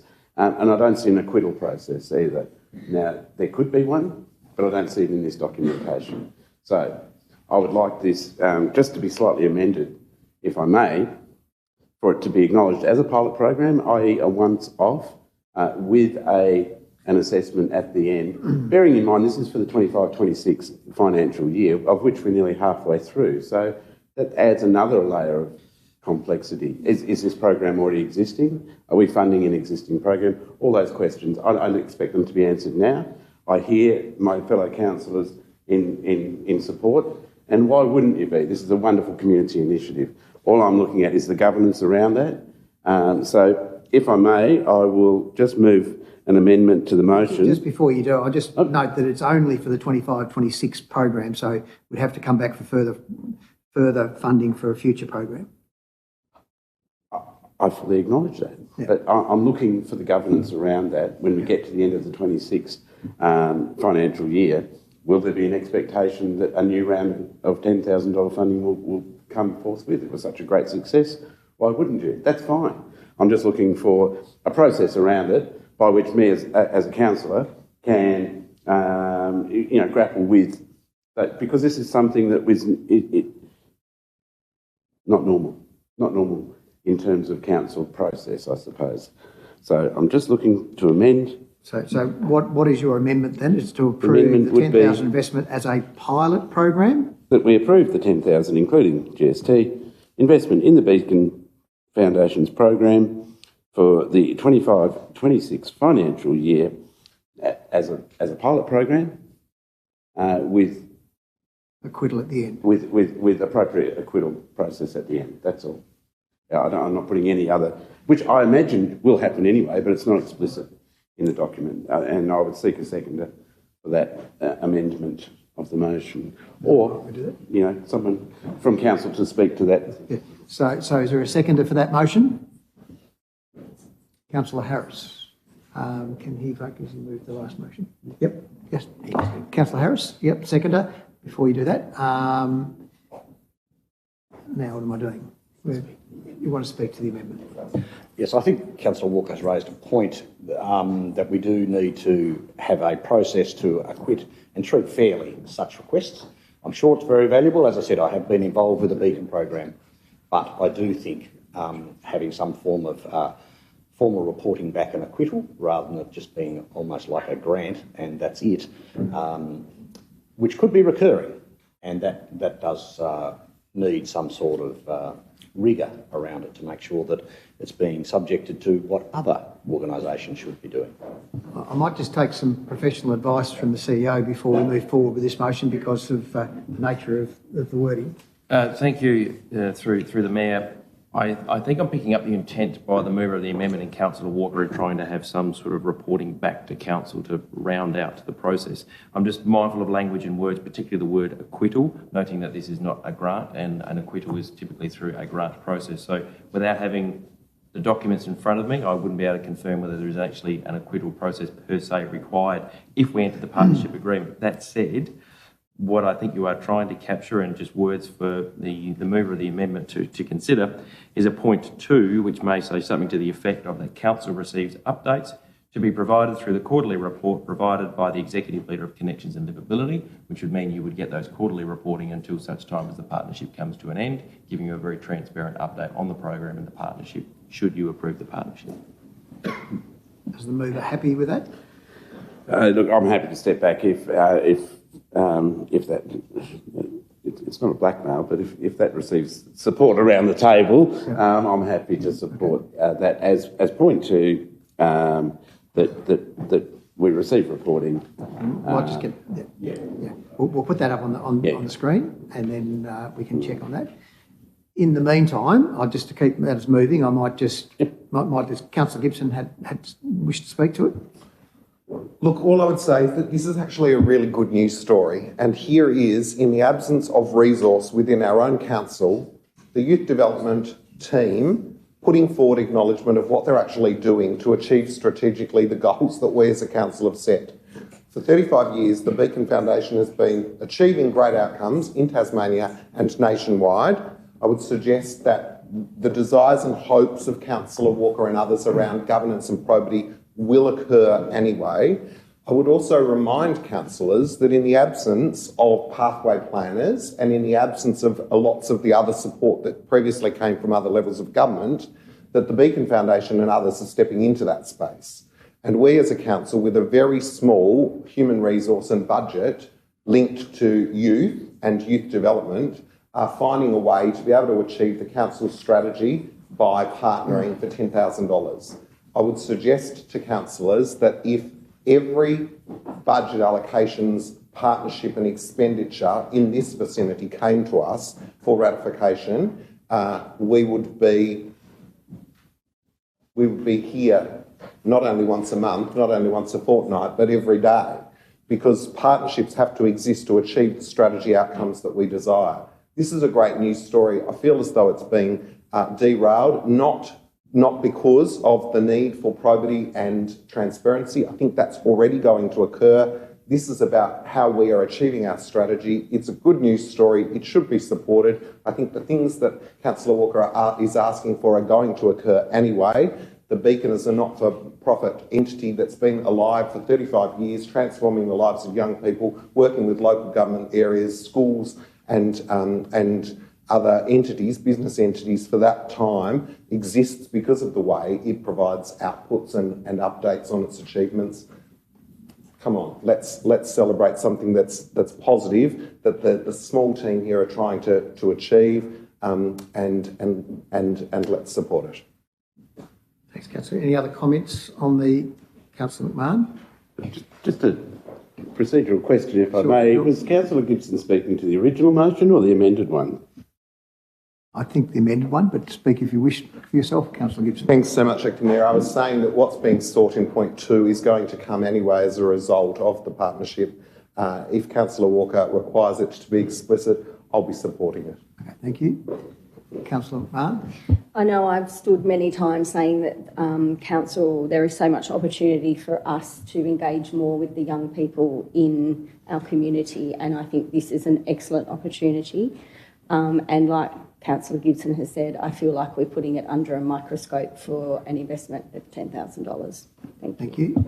Any further contributions before I go back to the mover? No? Mover of the motion would like to speak to finalise? This is the mover of the amended motion. Thank you. That is the motion we're talking about. I'm slightly disappointed that there's a perception that in some ways is there any reflection on the Beacon Foundation and the work that they do, or a reflection on council and our intent in supporting such a program. It is simply a governance issue that we are accountable, and if we are to partake in this, I just want to know that there's a process by which, as councillors, we will be able to assess the outcomes. Simple as that. And of course, I support the approval of the $10,000, including GST. So you're happy with the amended motion as written up there now? As it's written. Thank you. And the mover and the seconder is as well?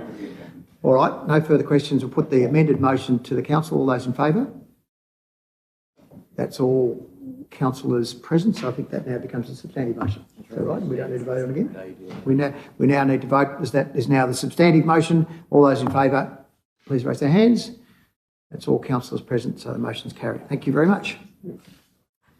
Okay, so we're now on to community grants round one. Now, we've got a couple... Oh, sorry, Oscar, before you go, congratulations being front page of the paper today, and look forward to seeing you at Party in the Paddock.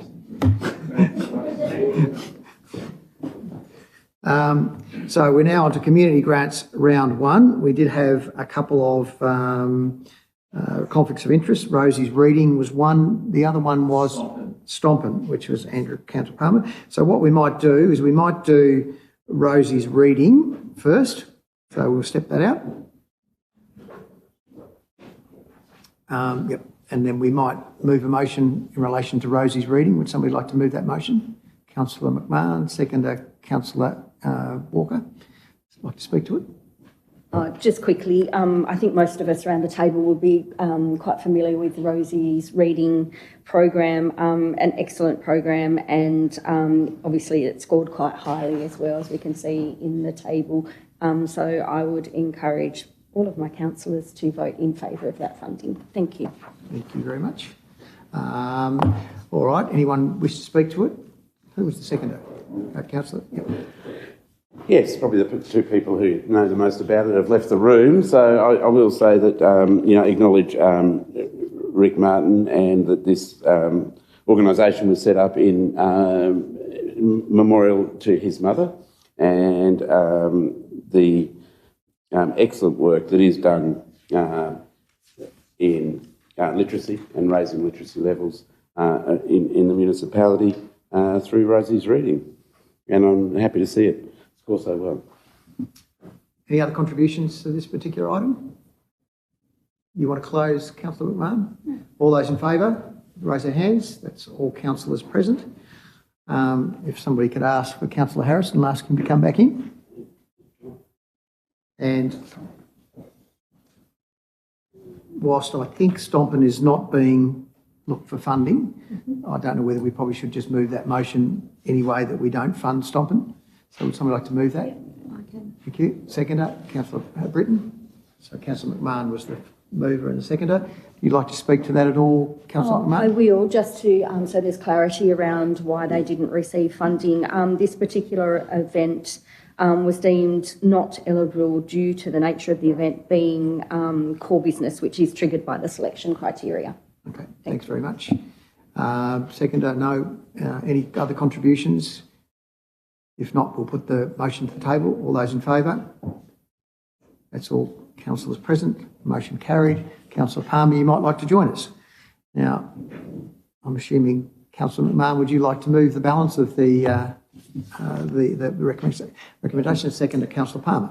So speak to it.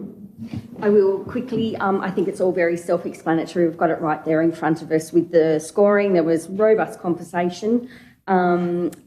Obviously, there were quite a few who missed out, and for the majority of those, it was the same situation where they were deemed not eligible due to the nature of the event being core business. Thank you very much. Thank you. Councillor Palmer. I'd just like to acknowledge the commentary or the speech that the speaker that spoke in questions without notice in relation to the Launceston Women in Business, and just note her commentary in regard to that, which I think was in favour. Any other comments in regard to it? Councillor Walker? I'd just like to thank the work of councillors and community members on that committee. The community, having previously been on that community grants committee, I know that there's a fairly amount involved work, intricate work, especially because it is our fellow community organisations that you're dealing with. And so I just thank you for that work. And always note with interest that, not all organisations get their full amount of funding that they requested. So there's always an interesting process now by which whether those groups can still move forward with what they intended to do on a slightly limited budget. But nonetheless, it looks like an exciting menu of programs. Thank you. Thanks, Councillor Walker. Councillor Gibson? Yeah, I agree with Councillor Walker. I think the diversity of the initiatives is really encouraging, and also the number of those that have been assessed and considered. I've spoken previously, so I'll be consistent. With regard to the information that's provided, it's great to see the attachments provided. It's great to see a little overview of the community grant. And of course, the role that councillors and community members play in assessing community grants and events is of paramount importance, and long may it continue into the future while I'm here. Thank you, Councillor Gibson. I think there was a message in that. Any other contributions? Would you like to close, Councillor McMahon? Yes, I actually will refer back to the Launceston Women in Business. They didn't receive all of their funding, but they did receive quite a high score, and we have seen programs around Australia that are very similar that have been extremely successful. So I do wish the ladies at Launceston Women in Business great success there.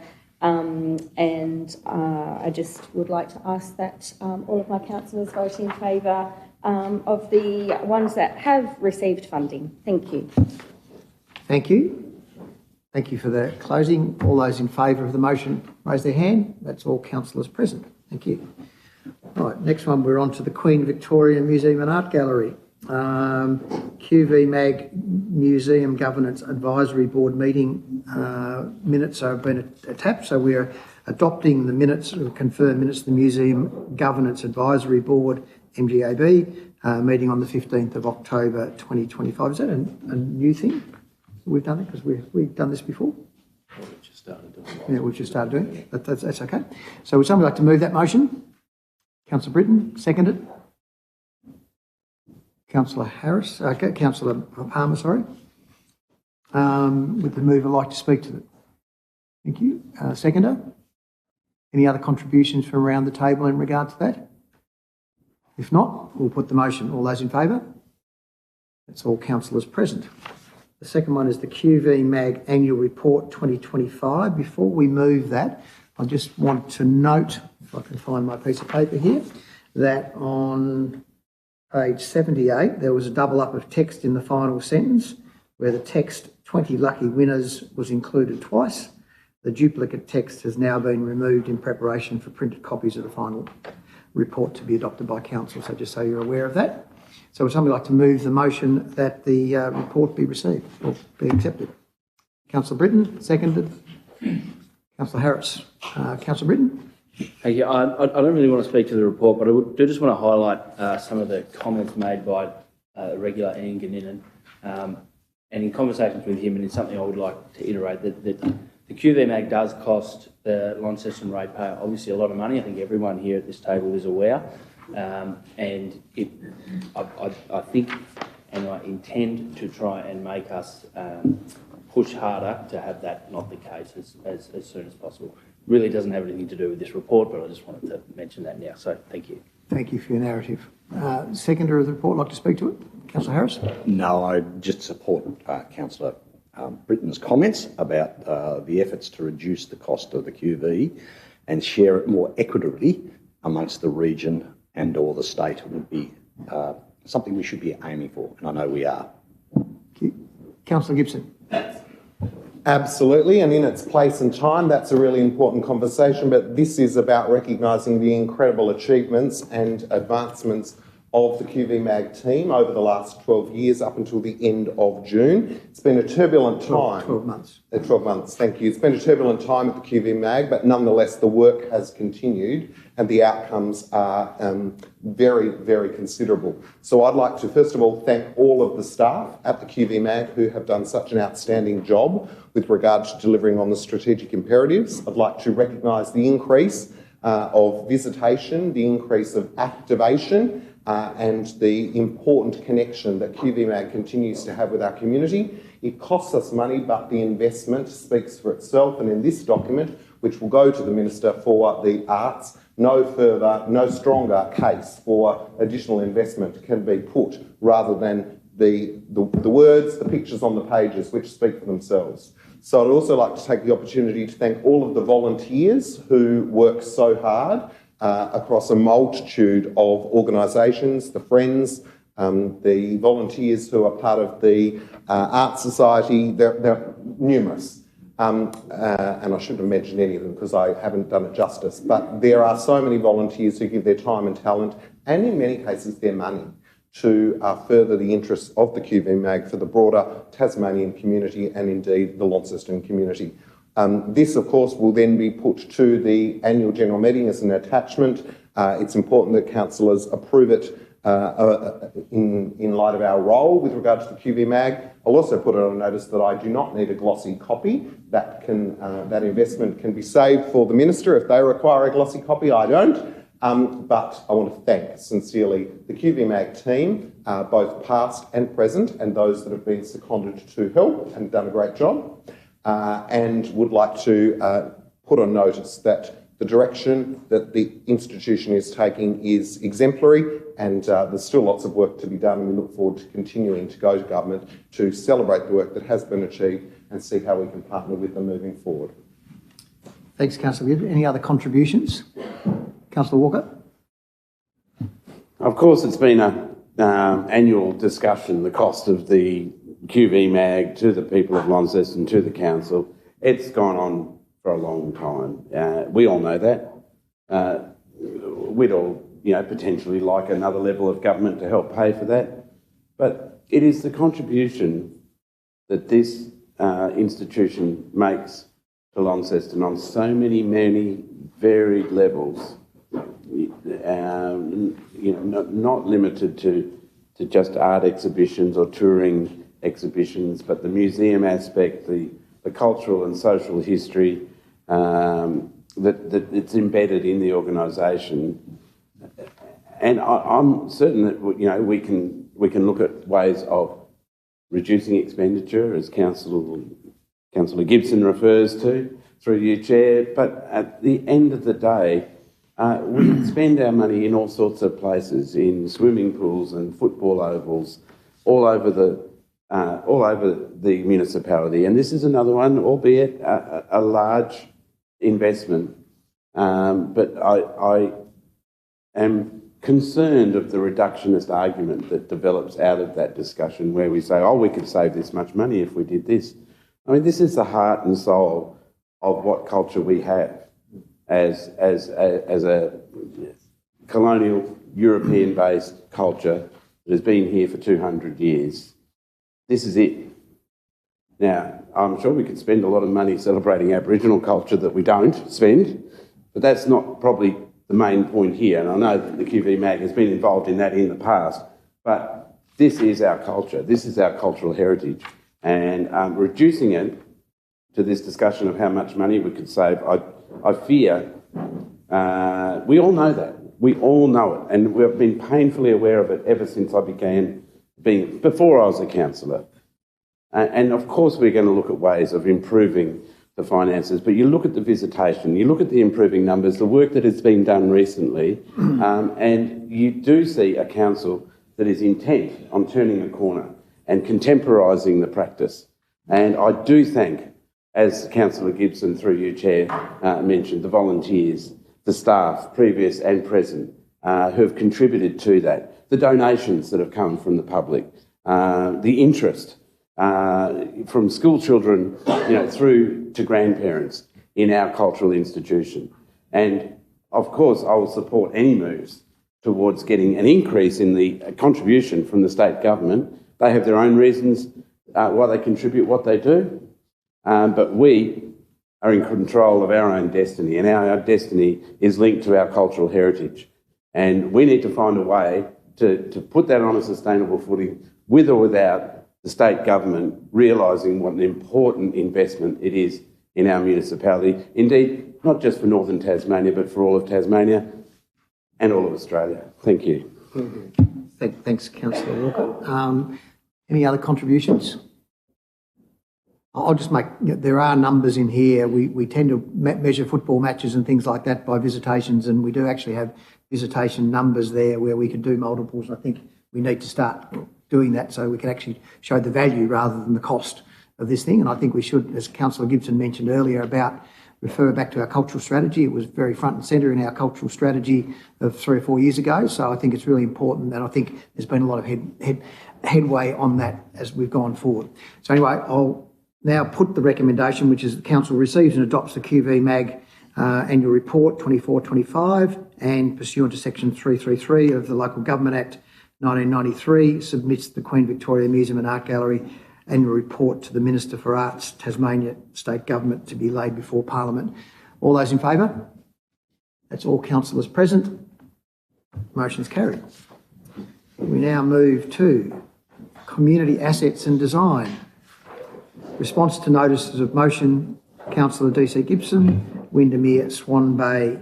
The decision statement is to consider the notice of motion, Windermere, Swan Bay actions, and the recommendation is that Council endorses installation of a welcome sign on the Swan Bay side of Windermere. 2, installation of an next 4 kilometres or similar supplementary boards on pedestrian warning signs. And 3, no further actions to be undertaken in response to this notice of motion, and that it is considered completed. Somebody like to move that motion? Councillor Gibson, thank you. A seconder, Councillor Harris. Councillor Gibson.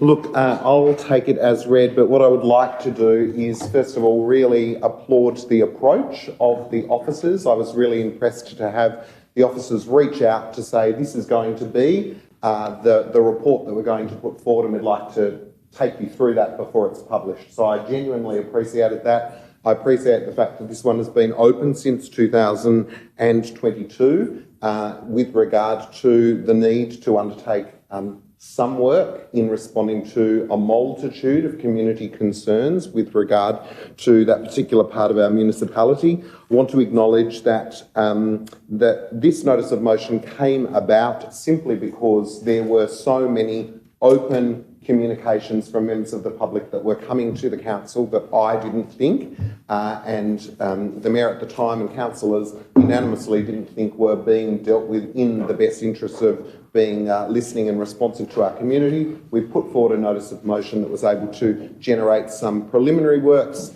The things that have occurred have been listed there. The future works that are going to have been listed. Look, it's a small amount of work, but at least shows a response to our community. There are ongoing concerns. I don't think this will be enough for the community or some vocal members of the community to be satisfied. Importantly, what it does is draws a line, closes the loop, and then enables us to move on, and I'm really appreciative of that. Thank you. Thanks, Councillor Gibson. Seconder wants to ask a question first.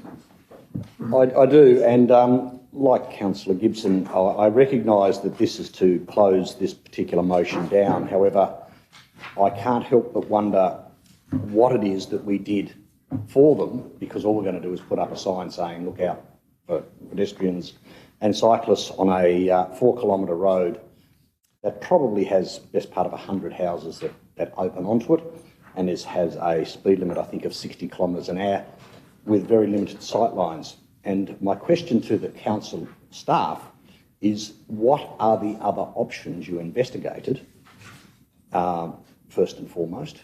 And I'll let you do that. But then if you don't give me the answer I want, I will ask the question whether you have investigated what I would like to see at Windermere. Thank you for your question, Councillor. So the other options that we investigated all the options within the original notice of motion, which included some targeted geometric improvements, and also there was some broader pieces around the future of developments in rural areas and our contributions to that. So that's a piece that we have brought forward and also done as part of this, not just the signage changes in Windermere itself. The speed limit on the road at the moment is 50 k's an hour through there, which, considering the speed zone environment, that's been what the decision has been in the past, to have that 50 k's. It's a lot lower than a lot of similar roads, and we do have an overall speed zone review piece as well, which is coming up, so that could be preempting your question potentially. Thank you for that response. My question then is, did you consider the installation of Tasmania's first edge lane road, as is common in Europe, in such instances where there is limited access to pavement for cars and vehicles, but provides a dedicated cycle and walking pathway painted onto the road surface. Cars are reduced to 30 kilometres an hour speed limit, and speed humps and signage is installed at the start and end of any such edge lane road for trial in this particular area? It's a very good question. I'm very happy to take that on notice, which is the process around putting that into consideration. But yeah, very happy to look at that for you. So I'd like to foreshadow that whilst I'll be supporting this motion to close down Councillor Gibson's original notice, I will bring a new notice of motion. Close out, not close down. Close out. Sorry, yes, close out. To close out that motion, to bring a new one to consult with the local Windermere residents to consider the trial of an edge lane road for 12 months to provide as an alternative solution to the long-standing issues that face the residents on Windermere Road from John Lees Drive. So we will limit it from John Lees Drive to where the gravel starts in Windermere Road, where it is sealed, because part of an edge lane road is the painting of green usually. In Tasmania, I would expect bike lane type indications on each edge of the road and one single road marking down the middle for vehicles. However, vehicles can still traverse in both directions. They just must give way to pedestrians or cyclists who are using the painted walking and cycling markings on the road. This seems to comply with the Tasmanian road rules, from what I can interpret it, so I'll be very interested to see where this goes. But now, at this stage, happy to support the closure of this motion, just to foreshadow what will come for those who may think that this isn't good enough just to leave it. I'll leave it at that. Councillor Harris, thanks for that. Are you happy that we take that matter to workshop to discuss prior to bringing it as a motion? Yes, as long as it's the next workshop. Thank you. Any other contributions to the motion? Councillor Walker? Yeah, I'm somewhat in support of Councillor Harris's analysis of the situation through you, Chair. And I do wonder, if I just may ask the question, in the preceding years since this motion, have we had meetings in Windermere, consultations, letters dropped out to residents? Is that the type, or have we just done a desktop review of the road and done our assessments on that level? We do need to consider the bigger picture here and how it aligns directly with our transport strategy. Drilling down to such finite treatments in these rural regions, we do need to be cautious around how we do this and set a precedence. If we set the precedence here, we do need to ensure that it's strategically aligned across the whole organisation, because we are looking at many millions of dollars to implement this everywhere. So as part of our current transport strategy, now called Plan Review, we'll be looking at this in a bigger picture as well this year coming. To speak, if I may, Chair. Sure. Thank you. Yeah, look, of course, and I realise that a realignment of the road, curbing of rural roads, these are big, expensive exercises for Launceston Council. We can't be going out and doing this in every regional road that we have, because they are many. And there are some tricky roads, and this is one of those. So I support Councillor Harris in his endeavour to find, through you, Chair, a creative solution that has been tried and worked elsewhere, where road sharing, and in this particular example, in that particular stretch, when you're getting close to the river, you have pedestrians, people walking their dogs, people driving, people leaving on bikes and all manner of things on a very narrow road. And you would expect that we should all share the road accordingly, but unfortunately the nature of the road, there's blind corners, there's sharp hills and bends. We do need a solution, and a creative solution at that. And if we can get a successful outcome that's not going to cost the earth, surely we would all be in support of that. It will mean doing something different in this case, and I do think that the residents would be supportive of that. If you live in an area where you have a dangerous road out the front, of course you want to see some improvement.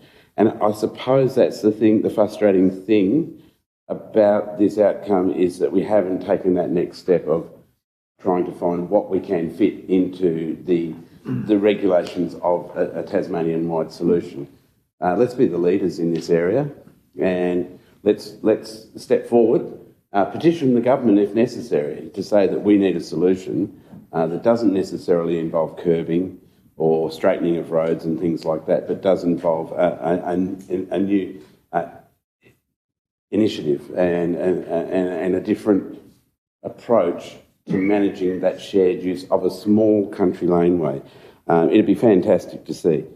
So I too will support the closing out of this, not the closing down of this motion, and look forward to that robust discussion with my fellow councillors to put us on a new path, if you pardon the pun. Thanks, Councillor Walker. I think officers have agreed to bring that back and workshop it, so thank you. Any other further contributions? Move the motion, like to close. Look, just briefly, putting us on the path is the issue, because with a lack of space and a lack of any roadside verges, a lack of the ability to be able to do any of those innovative things, some outside the box thinking, some property acquisitions, some big conversations and some innovative pet projects need to be taken into consideration. What I am grateful for is that we've listened, we've done some small things. We've noted that Legat are working in the space, that the Department of State Growth are working in the space, that our own strategic documents and instruments are going to continue working in the space. I think the tone and tenor of the notice of the motion at the time was that whilst we have an approach to roads and our expenditure to roads across the municipality, there are some distinct parts of the municipality. An example at the last meeting was Trevelyan Road, for example, which is clearly different to other parts of the municipality. That was the case with this particular part of the rural component of our municipality, Windermere, Swan Bay. This will not be enough for those residents, but what I at least think is that they'll be grateful for the fact that we're at least, again, looking at it, we're acknowledging it, and we're saying that as part of the broader conversation around roads and around the regional, rural parts of our municipality will continue to be considered in our strategic instruments moving forward, and I'll be supporting it. Thanks, Councillor Gibson. We've unfortunately finished. That was the closing out. Councillor Pentridge. All those in favour of the motion, please raise their hands. That's all councillors present. Motion is carried. Thank you for all your contributions. 19.2, Launceston Flood Authority Quarterly Report, July to September 2025. Let me turn over. The motion is that Council, in accordance with Rule 26 of the Launceston Flood Authority Rules, April 2020, receives the Launceston Flood Authority Quarterly Report, July to September 2025. ECM document set ID 5298741. Would somebody like to move that? Councillor Britton, and seconded by Councillor Walker. Speaker. Thank you. I acknowledge I had ample time to ask this before the meeting, so I'm very happy to take this on notice, but I'd just like to ask a question initially. Yep. The key priorities for the coming quarter, completion of 5-year comprehensive reporting. What is that? Thank you for the question. So our levies are classed as dams. So as part of the legislative requirements from the state, we're required to do a comprehensive inspection of our dams. That includes a consultant with relevant qualifications to come and undertake the inspections with us and to provide a report to the Launceston Flood Authority. Now, like to speak? Yes, look, not too much to say other than just good luck and welcome to Mr. Andrew Duncan, who has been appointed the role of Flood Mitigation Advisor as well. So hopefully we get to meet him or see him soon too. Thanks very much. Second, like to speak? Thunder somewhat stolen. I did want to acknowledge that too. It's quite appropriate that Councillor Britton does it, though. Very appropriate that Councillor Britton keeps a watching brief in this area. We do look forward to meeting Mr. Duncan. We note the key priorities for the coming quarter there. And I suppose just respect that the Flood Authority's role is different to, well, it is existing flooding mitigation, but not future type strategic opportunities for council to go in that area. It's a statutory authority that we have established. I would, like to think that we could, as a council, review that in some time in the future to broaden or change the shape of that statutory authority. It has served us well. We must continue to monitor our levies at all times. That is our job. That is the job of the Flood Authority. But it would also appear that with climate change, which very rarely gets mentioned in the Flood Authority report, that new approaches are going to be necessary. And I think I'm supportive of Councillor Britton's motion to this table a couple of years ago that has brought about the employment of Mr. Duncan and hopefully will bring about creative, not so much creative, but inspiring solutions to 21st century flood mitigation in Launceston. Thank you. Councillor Walker, any other contributions? Move the motion, like to close? Okay, all those in favour of the motion, please raise their hands. That's all councillors present. We now move on to delivery and performance. Item 20.1, the Audit Panel Report 2025.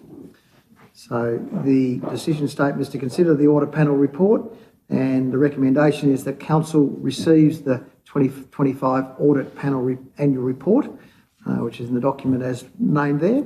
Someone like to move that? Councillor Walker, seconded Councillor Harris. Councillor Walker. Thank you very much. And I notice our Executive Leader in Delivery and Performance has stepped up to the plate in the diamond.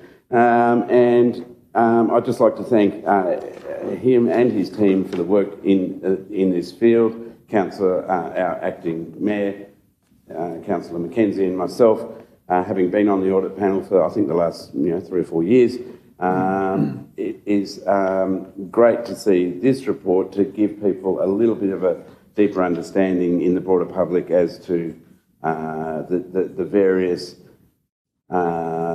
areas of governance, of risk management and measurement.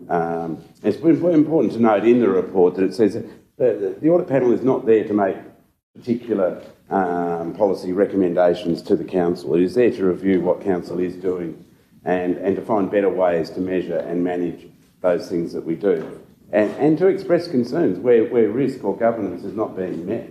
And I suppose one example of that is the good work of Councillor Pentridge, who brought to the attention of this council the idea that we hadn't really been looking deeply at credit card statements. There's a number of staff in this organisation, and indeed the Mayor as well, who have credit cards, and so it should be. But at the same time, there needs to be mechanisms for the governance of that, and I congratulate the CEO for bringing that process partly through the council, but also the audit panel as just an example of now bringing that into our risk management of our finances. It's just a small example. I mean, there's assessments of our investment at the airport with the audit panel. There are continual programs looking at internal risk management. And so this is where, there has to be accountability for all of our actions, and hopefully no negligence financially in accounting for our spending and our management and handling of our financial and other resources. So I commend the report to the room. Thank you, Councillor Walker. Councillor Harris? Nothing further to add to that statement. Any other commentary? This is a fairly exciting part of the meeting, so I'd expect some commentary. Thank you. Councillor Walker, would you like to close? It'd be my absolute pleasure to say nothing further. The motion is now put. All those in favour put their hands up. That's all councillors present. Thank you. Motion is carried. We're now to 20.2, which is Child and Youth Safety Policy. Decision is to consider the adoption of the Child and Youth Safety Policy. The recommendation is that the Council adopts the Child and Youth Safety Policy as it appears in attachment 1 to this report. Would somebody like to move that? Councillor Harris, seconded. Councillor Pentridge. Councillor Harris. Yes, thank you. Yes, this started by former Councillor Dawkins and have now reached the policy procedures for council staff and councillors as to how to create a child and youth safe organisation. And very important work that has been done by our staff, and I want to thank them for that. It is something that you would think should be done naturally. However, we have seen many reports to show that that isn't the case, and people need to understand how they can speak up, how they can be understood, and how they can be believed, because without that, we will have issues going forward in this particular area. So I commend the Council for accepting the concept and motion in the first instance, and they're reporting back to us. And I think it is something that has been, I guess, well overdue, but also something that in a lot of regards, Council doesn't have a lot to do with young children. But, every time I walk into the office, there's always some babies being immunised downstairs. But I do think it's very important for us to build a stronger and better community. And as council employees undertake this training, they will take those concepts and knowledge out into the general community, which will only strengthen our community as well. So I commend it to everyone to support this today. Thanks, Councillor Harris. The second I'd like to speak to it. Councillor Pentridge. I'd like to remind everyone, I will be supporting this today. I was... You just turned it off. I was initially against council involvement in things. I think there's a lot of organisations out there that do a great job with children. Unfortunately, a great job's not always good enough, and there's still more to be done. So I will be supporting this today, but I want to make it clear that I wasn't a supporter of council involvement in the beginning. But anything to protect children will always have my 110% support. So I'll be supporting it, and I hope everyone else does. Thank you, Councillor Pentridge. I'm sure ex-Councillor Dawkins will be pleased to hear you say that. Any other contributions? Councillor McMahon. Thank you. I actually wish that Andrea was here today to actually see us vote on this policy. She brought this as a notice of motion on the 21st of September 2023, and I think at that time our council was leading the way, and we do that often, which is a great thing.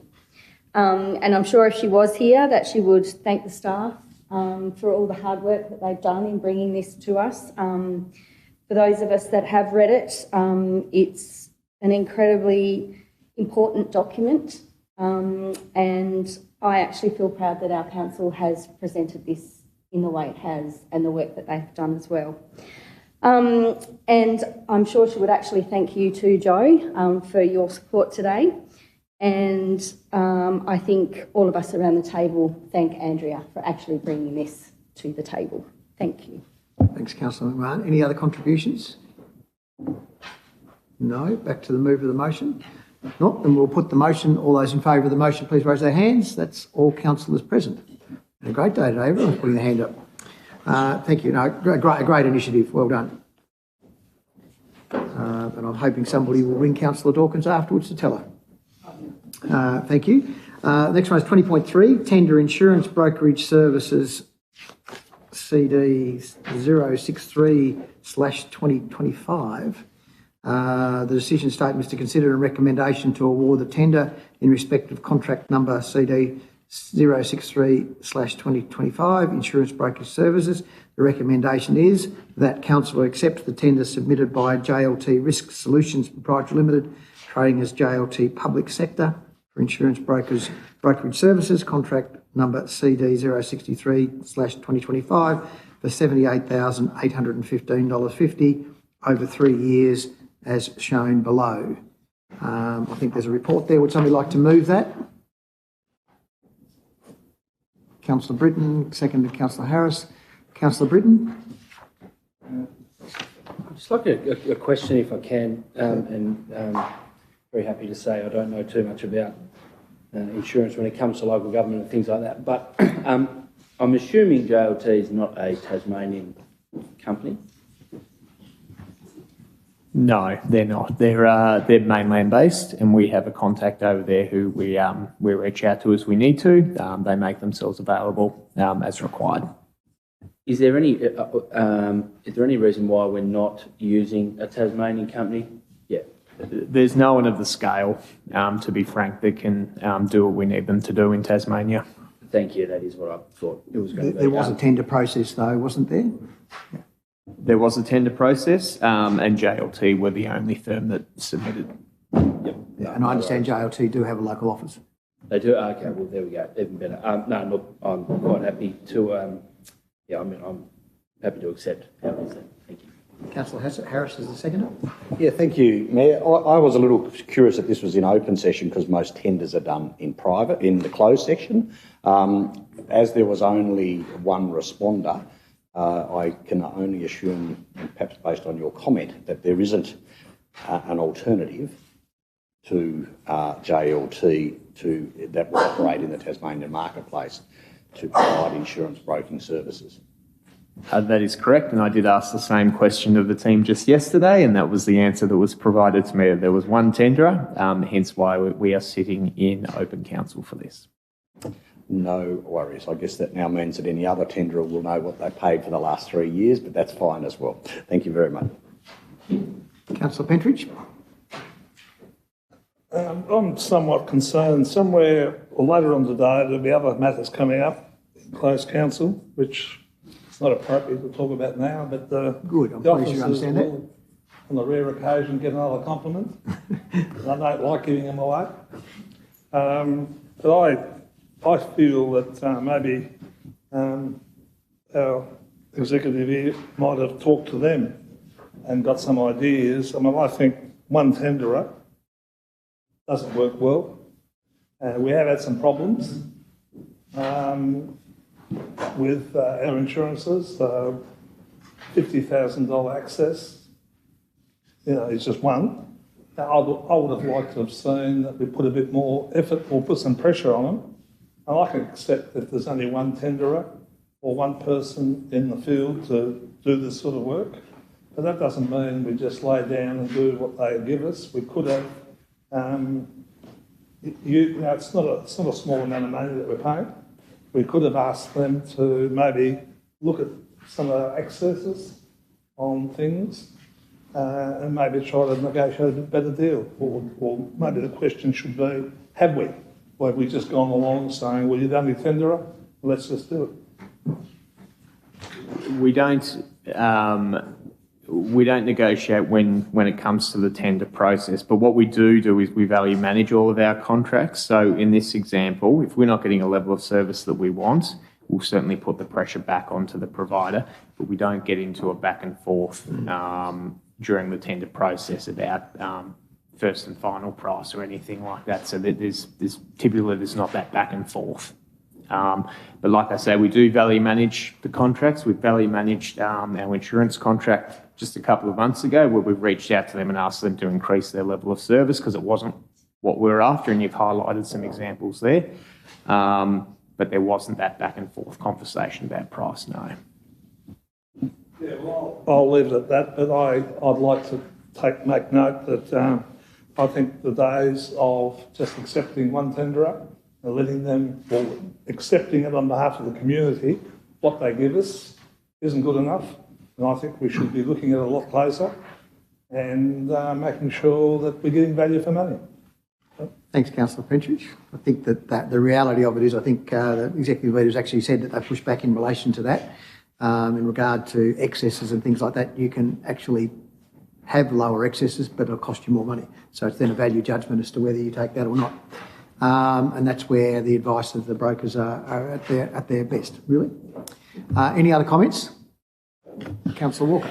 Yeah, of course, they're acting as our brokers, so there are various insurances that we get through that service. It's a bit like having a travel agent that you book various trips on through the year.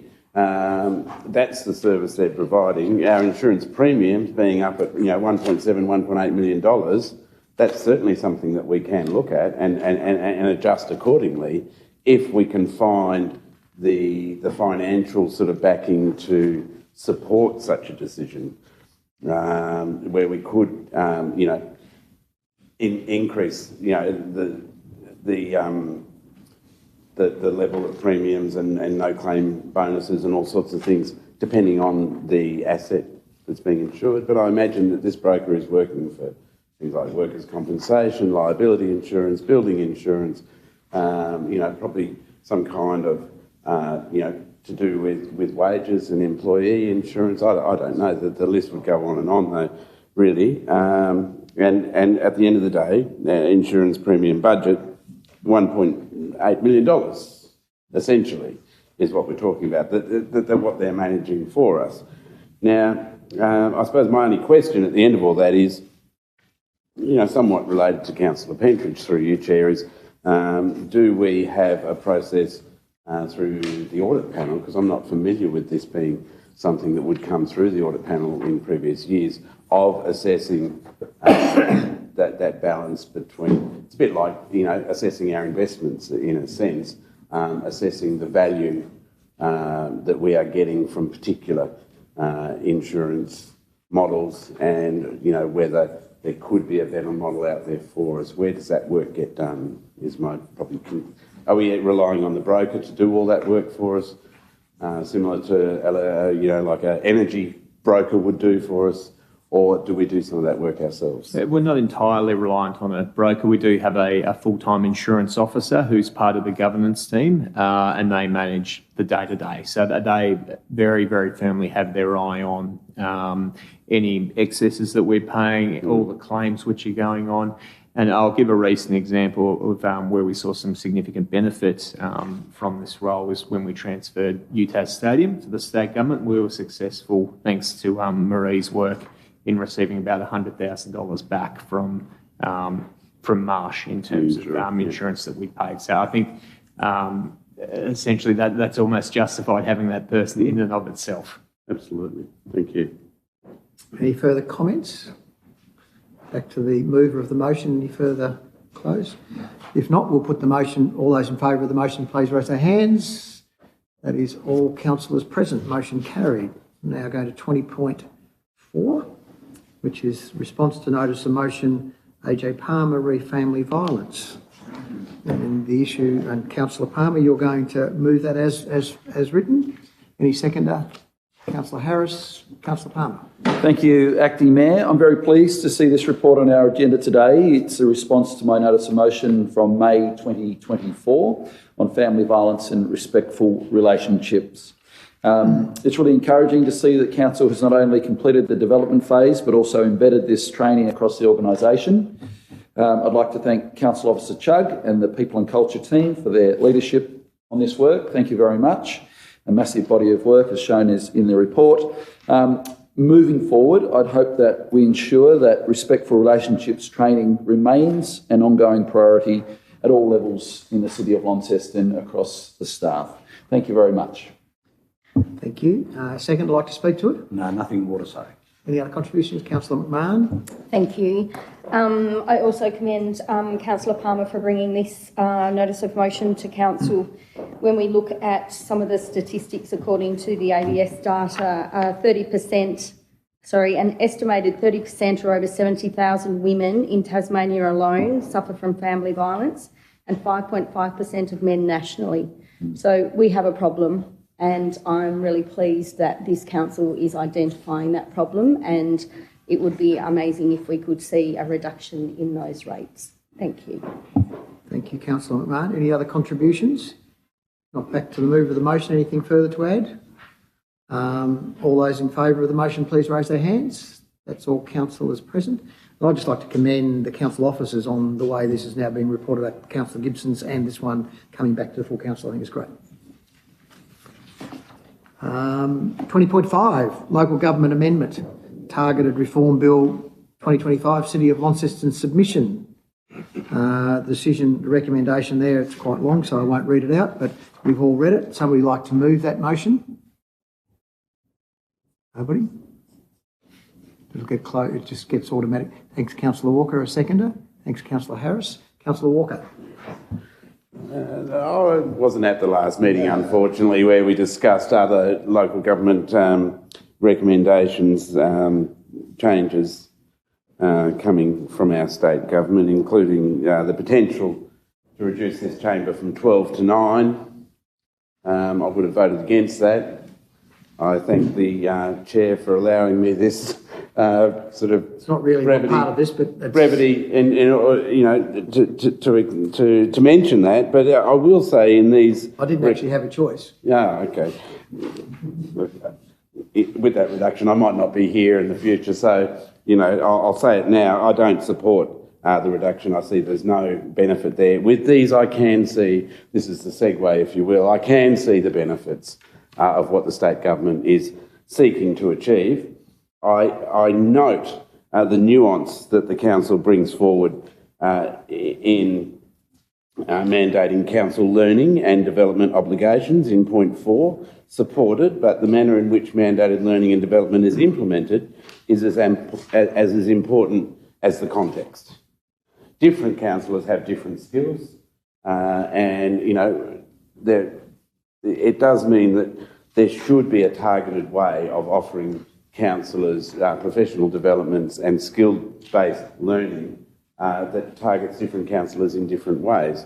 I think any experienced councillor would probably find a modicum of frustration if they were taken right back to stage 1 again and being taught the basics of how to be a councillor. Yet that might be the outcome if it's a one-size-fits-all. So I certainly support that note there, and I wonder how we can make that point more directly to the government's proposed changes.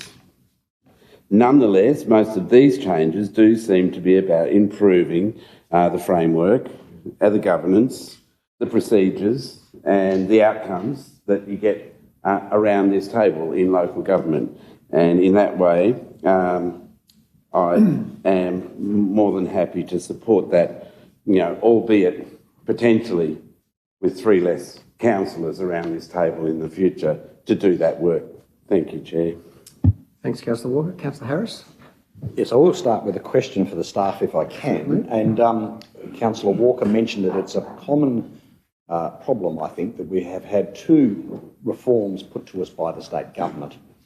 And can you just update us as to what has happened with what he was talking about, the reduction of council numbers and an increase in allowance? Has that now moved past consultation stage to be outside what this particular amendment reform bill is all about? Because they were introduced seemingly around the same time, and in many people's minds, I feel they would have been one and the same.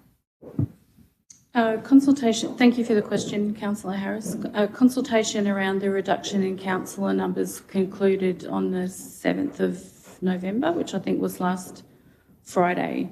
So I've not had an update since then. I can provide you with some more information when it comes to hand. Just as a subsequent then, so this is not about that reduction in No. numbers. This is about many other things, which is an interesting concept for us to have to deal with. Yes. Nevertheless, I will speak to the motion just briefly to say that, as Councillor Walker said, many of the things here, the introduction of serious conduct provisions, etc., are things that have been missing in the Local Government Act for some time. I do agree that the training for councillors is something that is well needed.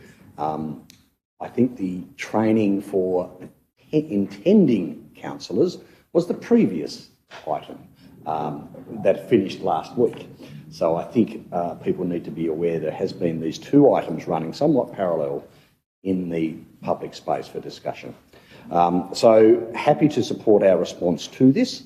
I would be interested, just to final, is to check whether the date of the 7th, because I was alerted by one resident to say that he'd been advised that they were still taking submissions on the reduction of numbers up until this Friday, not the original close date, because of some issues with the state government website. So, I can certainly check that for you, Councillor Harris. thank you. Councillor Gibson. Thank you, and important, I think, to note exactly what we're doing here. So last December, in response to the long-awaited handing down of the Future of Local Government review, the government provided a response, and then in response to that, discussion papers were put out to the sector, to the community, to stakeholders with regard to the intended changes that are now being considered in this draft. So we're now at the consultation draft. That kind of indicates we're moving towards the end of the process, and we have the opportunity yet again to speak to the very specific things that are included. So they're listed in point 1, where last Thursday, for a second opportunity, councillors had the opportunity to feed into a council response. And in a quick turnaround, the officer did a great job putting this into the report that we're considering today, which came out Friday, less than 24 hours after we had the opportunity. Importantly, we're supportive of them, and importantly, as was raised last week, we welcome the introduction of a contemporary role statement and charter for local government. The sector has been calling out for that, and I think the inclusion of it is welcomed. It's a great acknowledgement of the role of local government, and it's a great indicator of the role of local government moving forward within Tasmania. We've also put forward in our response that it's been some time since there was a permanent appointment with regard to the role of the Director of Local Government in Tasmania, and we would encourage the government to continue the appointment processes that are necessary and to ensure that someone is appointed to that role in a permanent capacity rather than keeping the seat warm. And we look forward to continuing to have that conversation perhaps with Legat and with the sector. But I would like to suggest that we're near the end of the process. As I said, the opportunity for us to comment on the consultation draft as it has been before us is appreciated, and I look forward to the next steps. As we know in local government, and particularly as we know with regard to the Future of Local Government review, we are quite good at the consultation, and we're quite good at the review, and we're even quite good at the reviews of the reviews. Where we haven't been so good is the implementation. And I think what we've seen with the last local government minister, Minister Street, and now this local government minister in Kerry Vincent, who himself is a long-term alumni of the sector, is some change. Not necessarily as much change as the Future of Local Government review called for, and where's the council perhaps called for. Perhaps that will be next. But I would like to thank the officer for the quick turnaround, and I'd like to support the consultation draft and our responses to it as included. Thanks, Councillor Gibson. Any other contributions? If not, back to the mover of the motion. Anything further to add?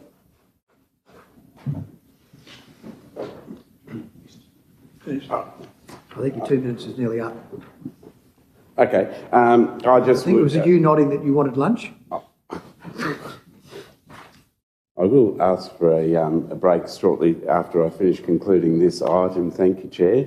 I just wish to conclude by saying that Launceston is always ready and willing to engage in this process, and I think we've shown that over the years. We enjoy a robust sector and having that contribution. The difficulty comes when these things are mandated, prescribed from the state government down. There is a consultation process. We do contribute to it. I just, wonder sometimes where there is a discord or a disjunction between the work that is done in review and the actual outcomes that are presented to council. I don't think they always match each other. For example, the reduction of numbers was one suggestion of many, and yet it was the only one that was carried forward. In this case, some of the things that are carried forward have been discussed, but others were. It's a mystery as to where they've come from. But we, as a council, have always been engaged, and I believe that is the best way forward. Thank you. Thanks, Councillor Organ. Not that it's relevant to this one, but there was a Legat online discussion about the numbers of councillors, which everybody was entitled to attend. So we'll now put the motion. All those in favour of the motion, please raise their hands. Those against? Councillor Pentridge against, the rest for. Thank you. We're now on to strategy and innovation. I request a short break. I'm thinking we've not got a lot to do. Maybe we complete the open council meeting before we do that. It's up to the chair. Yeah, well, the chair is suggesting we might just keep pushing through to finish this. Right, the next one is Strategy and Innovation, NTDC Corporation Quarterly Report. The decision is to receive, the recommendation is to receive the Northern Tasmania Development Corporation report, quarter 1 July to September 2025. Would somebody like to move it? Councillor Britton, second, and Councillor Harris would like to speak to it. Councillor Britton, Councillor Harris, would you like to speak to it? Only to say that the report is as presented. They have farewelled a long, well, not a long, but a staff member known to many in Kamal Pokril, who has moved off to, I think, from Adelaide, but don't hold me to that, another role, and also that they have moved offices, which is most important. Should you need to go and find NTDC, they are now located at level 175 Charles Street, which is upstairs from the RB Sellers business on the corner of York and Charles Street. Interestingly, that their report doesn't actually show that. It still shows them in their old location. But I'm sure they'll get around to fixing that. But it is just a report to indicate what they've been up to for the last quarter. Thank you, Councillor Harris. Anyone else wish to speak? Second would like to speak? No, the second was a second. Anyone else like to speak? Councillor Gibson? Thank you, and it's a great report demonstrating the great work that the NTDC do on behalf of the region and on behalf of the council. Last week at the workshop, you heard me speak in favour of the work that is regional collaboration, and that is that regional collaboration, you get as much out of it as you put into it. And so I look forward to us having conversations around the strategic intent of the NTDC, our role as a contributor to that regional focus and vision, and ways that we can continue to value add for the benefit of the region, and ways that that organisation can continue to grow and develop its delivery to all members, both large and small. But I really want to acknowledge the brief report that's provided, and want to say I look forward to us as a council continuing to have conversations around the way that we contribute to the intent of our member-based organisation. Thank you, Councillor Gibson. Any other contributions? I'll just note I attended the AGM for NTDC last week, and to be fair, in the room it was a very positive conversation from mayors and general managers in relation to how they performed during the year. That being said, we'll now put the motion. All those in favour, please raise their hands. That's all. Councillor, those against? Councillor Pentridge against, the rest in favour of. Thought we were going to get a clean sweep today, Councillor Pentridge. Chief Executive's Officer Network. the status report of council decisions at 22.1. Somebody like to move that? Councillor Palmer, second to Councillor Britton. Councillor Palmer, would you like to speak to it? No. Councillor Britton, any other contributions? If not, we'll put the motion. All those in favour? That's all councillors present. Motion carried. Second one on that list is status report of notice of motions as of the 6th of November 25. Someone like to move that? Councillor Britton, second to Councillor Harris. Any contributions from anyone around the table? Councillor McMahon. Just one. I just had a little question around the Street Art Festival and Street Art Laneways project, which is an amazing project, love it. It's got, following a short listing process, a panel of officers and external experts will assess the submissions and select artists for the festival. I'm just wondering whether any young people were actually invited to be part of the selection process.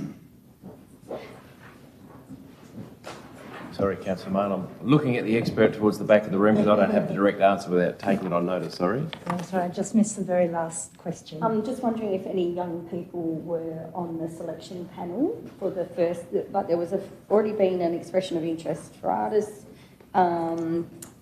Following a shortlisting process, a panel of officers and external experts will assess the submissions and select artists for the festival. I'm just wondering if any young people were in that first process. I'll have to take that on notice. Yes. And also, while we're here, if there wasn't a young person through that process, can I make a request that they do at least be given the opportunity to sit in on the final selection panel? And perhaps we could ask somebody from the Youth Advisory Group. It's a great idea. Thank you. Thank you. Thanks, Councillor McMahon. Any other contributions?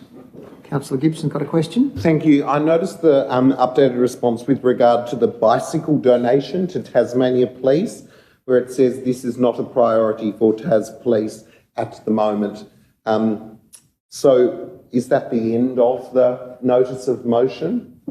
Thank you, Councillor Gibson. Until we get formal closure or a response from Tas Police, I'm not comfortable to close it out at this point in time, but we've made a couple of attempts to follow up over a period of probably 6 months now, and we'll endeavour to do so for a period of time, but at some point we will have to close it.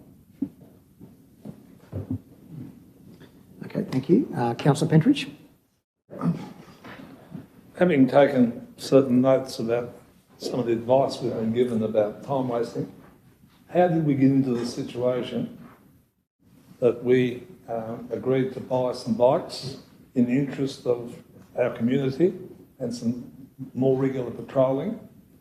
Whose idea was it? Well, I would have thought it would have come from the police asking us to support them, which we did, and now we find out that they're not interested. Well, I think the motion was put by the Mayor. I think the motion was put by the Mayor, so I'm not sure how that arrived. We'll have to ask him that. So you'll take that on notice? And I'll take that on notice, yes. Good. Thank you.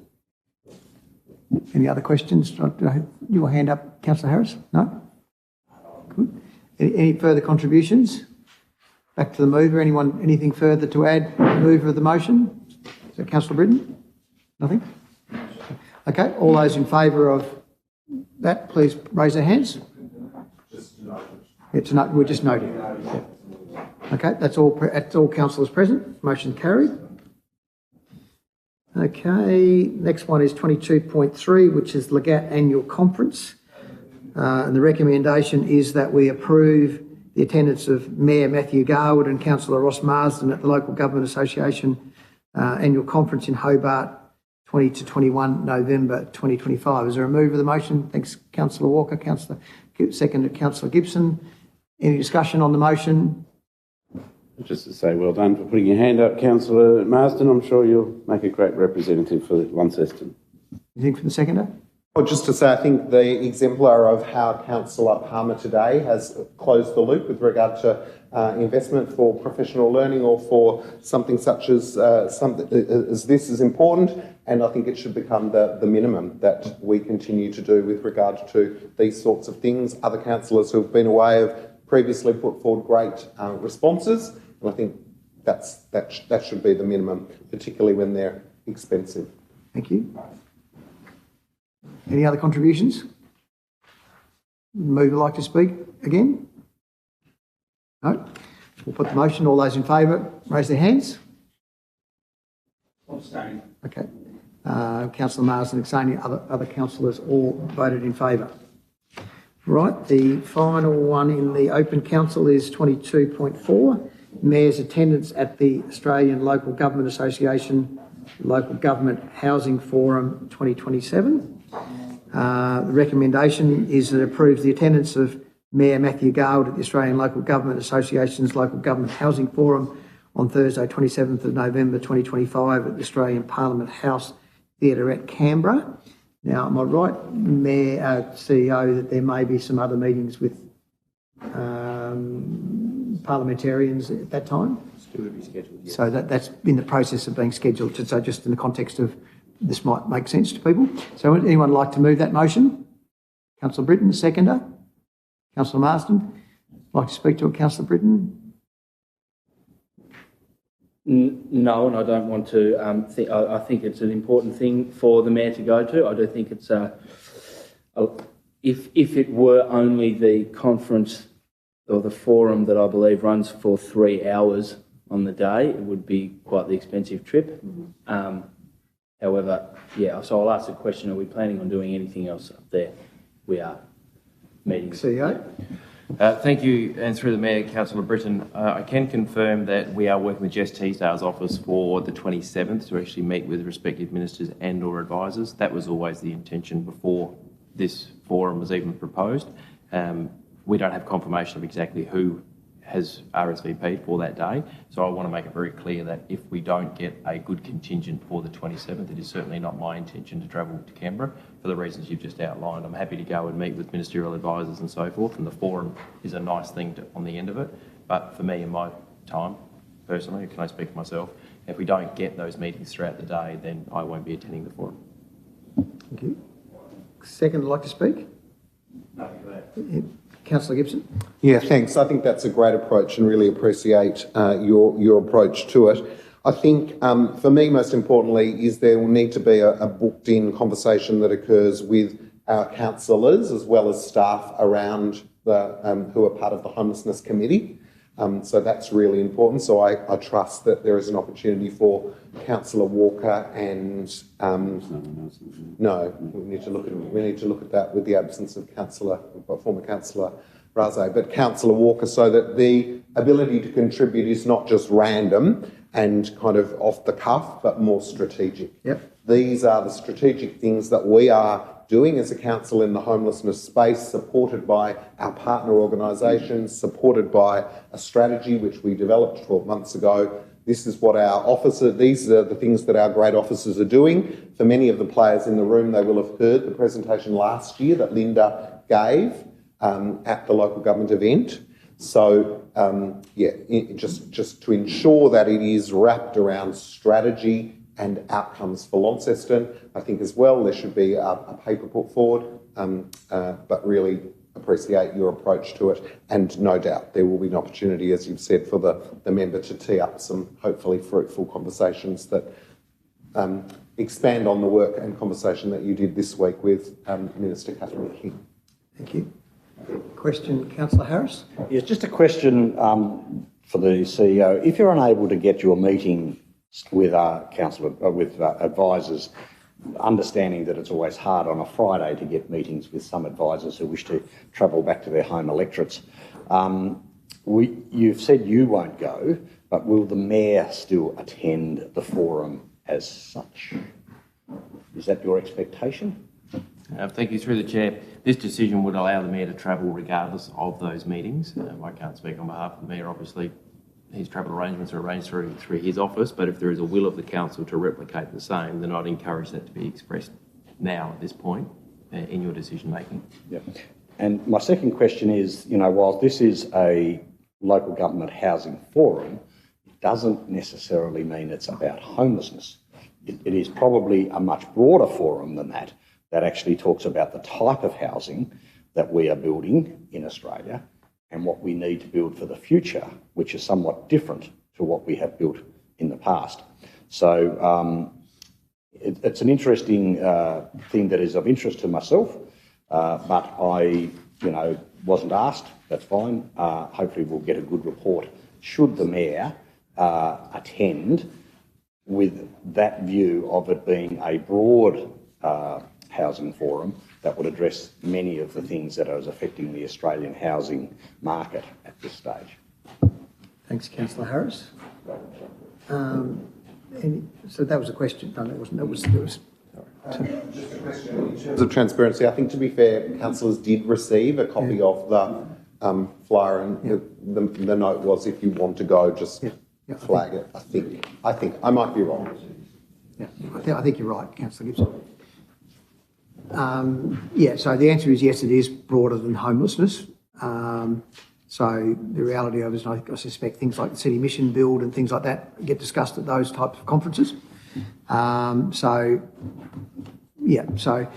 I think the question is, the motion is, as it stands, Councillor Garwood will be, we're recommending he goes, and that's regardless of whether there are any other issues on it. But that's quite up to the room as which they wish to approve it on that basis. So any further conversation? Back to the mover of the motion. Thanks, and I'll just close out. Look, I think it's undeniable that we will gain something from the Mayor being at this conference, seminar, whatever we're sort of calling it.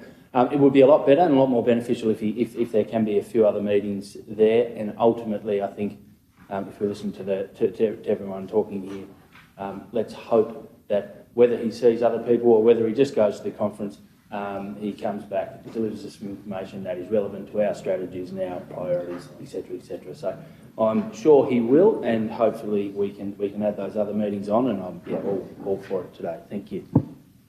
Thank you, Councillor Britton. We can talk about afterwards. I don't think it needs to be part of the motion, but I think certainly him taking some briefings from the Homelessness Committee and other people associated with the before he goes, so that we make sure it's targeted and strategic, I think is very valid, but I don't think we need necessarily put that as part of the motion. So we'll put the motion. All those in favour, please raise their hands. Those against? So Councillor Gibson and Pentridge against. The rest there, the motion is carried. Okay, that comes to the end of the open council matters. We might just adjourn for the time being and have a comfort break and some lunch, and then we'll come back. It's now, it's now 1:26. So how about we come back here at 1:40? Adjournment.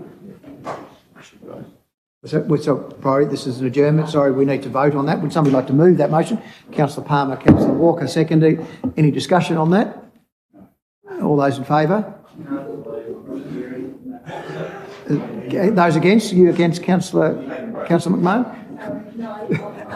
Okay, motion moved, carried. Thank you.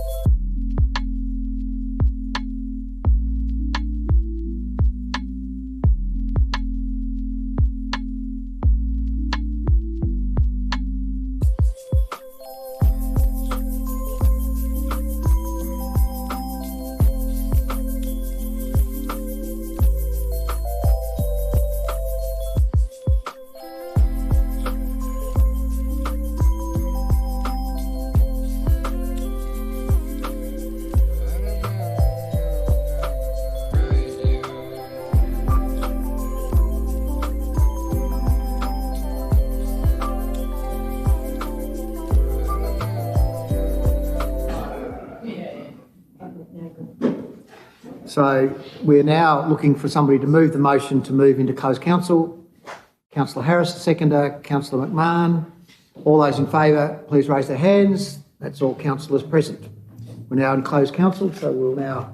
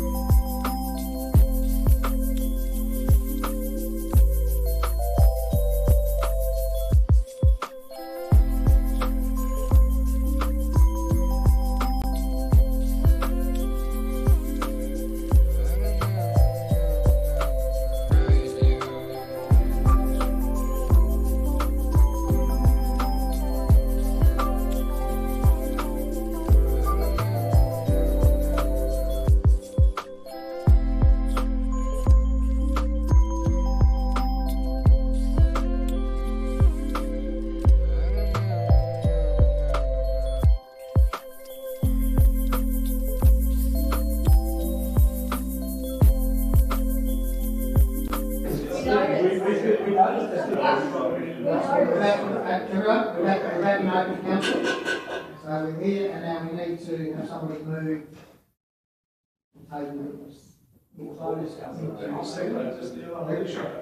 Councillor Pendridge, I'll have you move the motion and Councillor Britton seconded. So we'll now just vote on that motion. All those in favour? That's all councillors present. Thank you everybody. We're now close to meeting. Thank you for a great answer. Thank you, Jeff. Thank you, everyone. Thank you.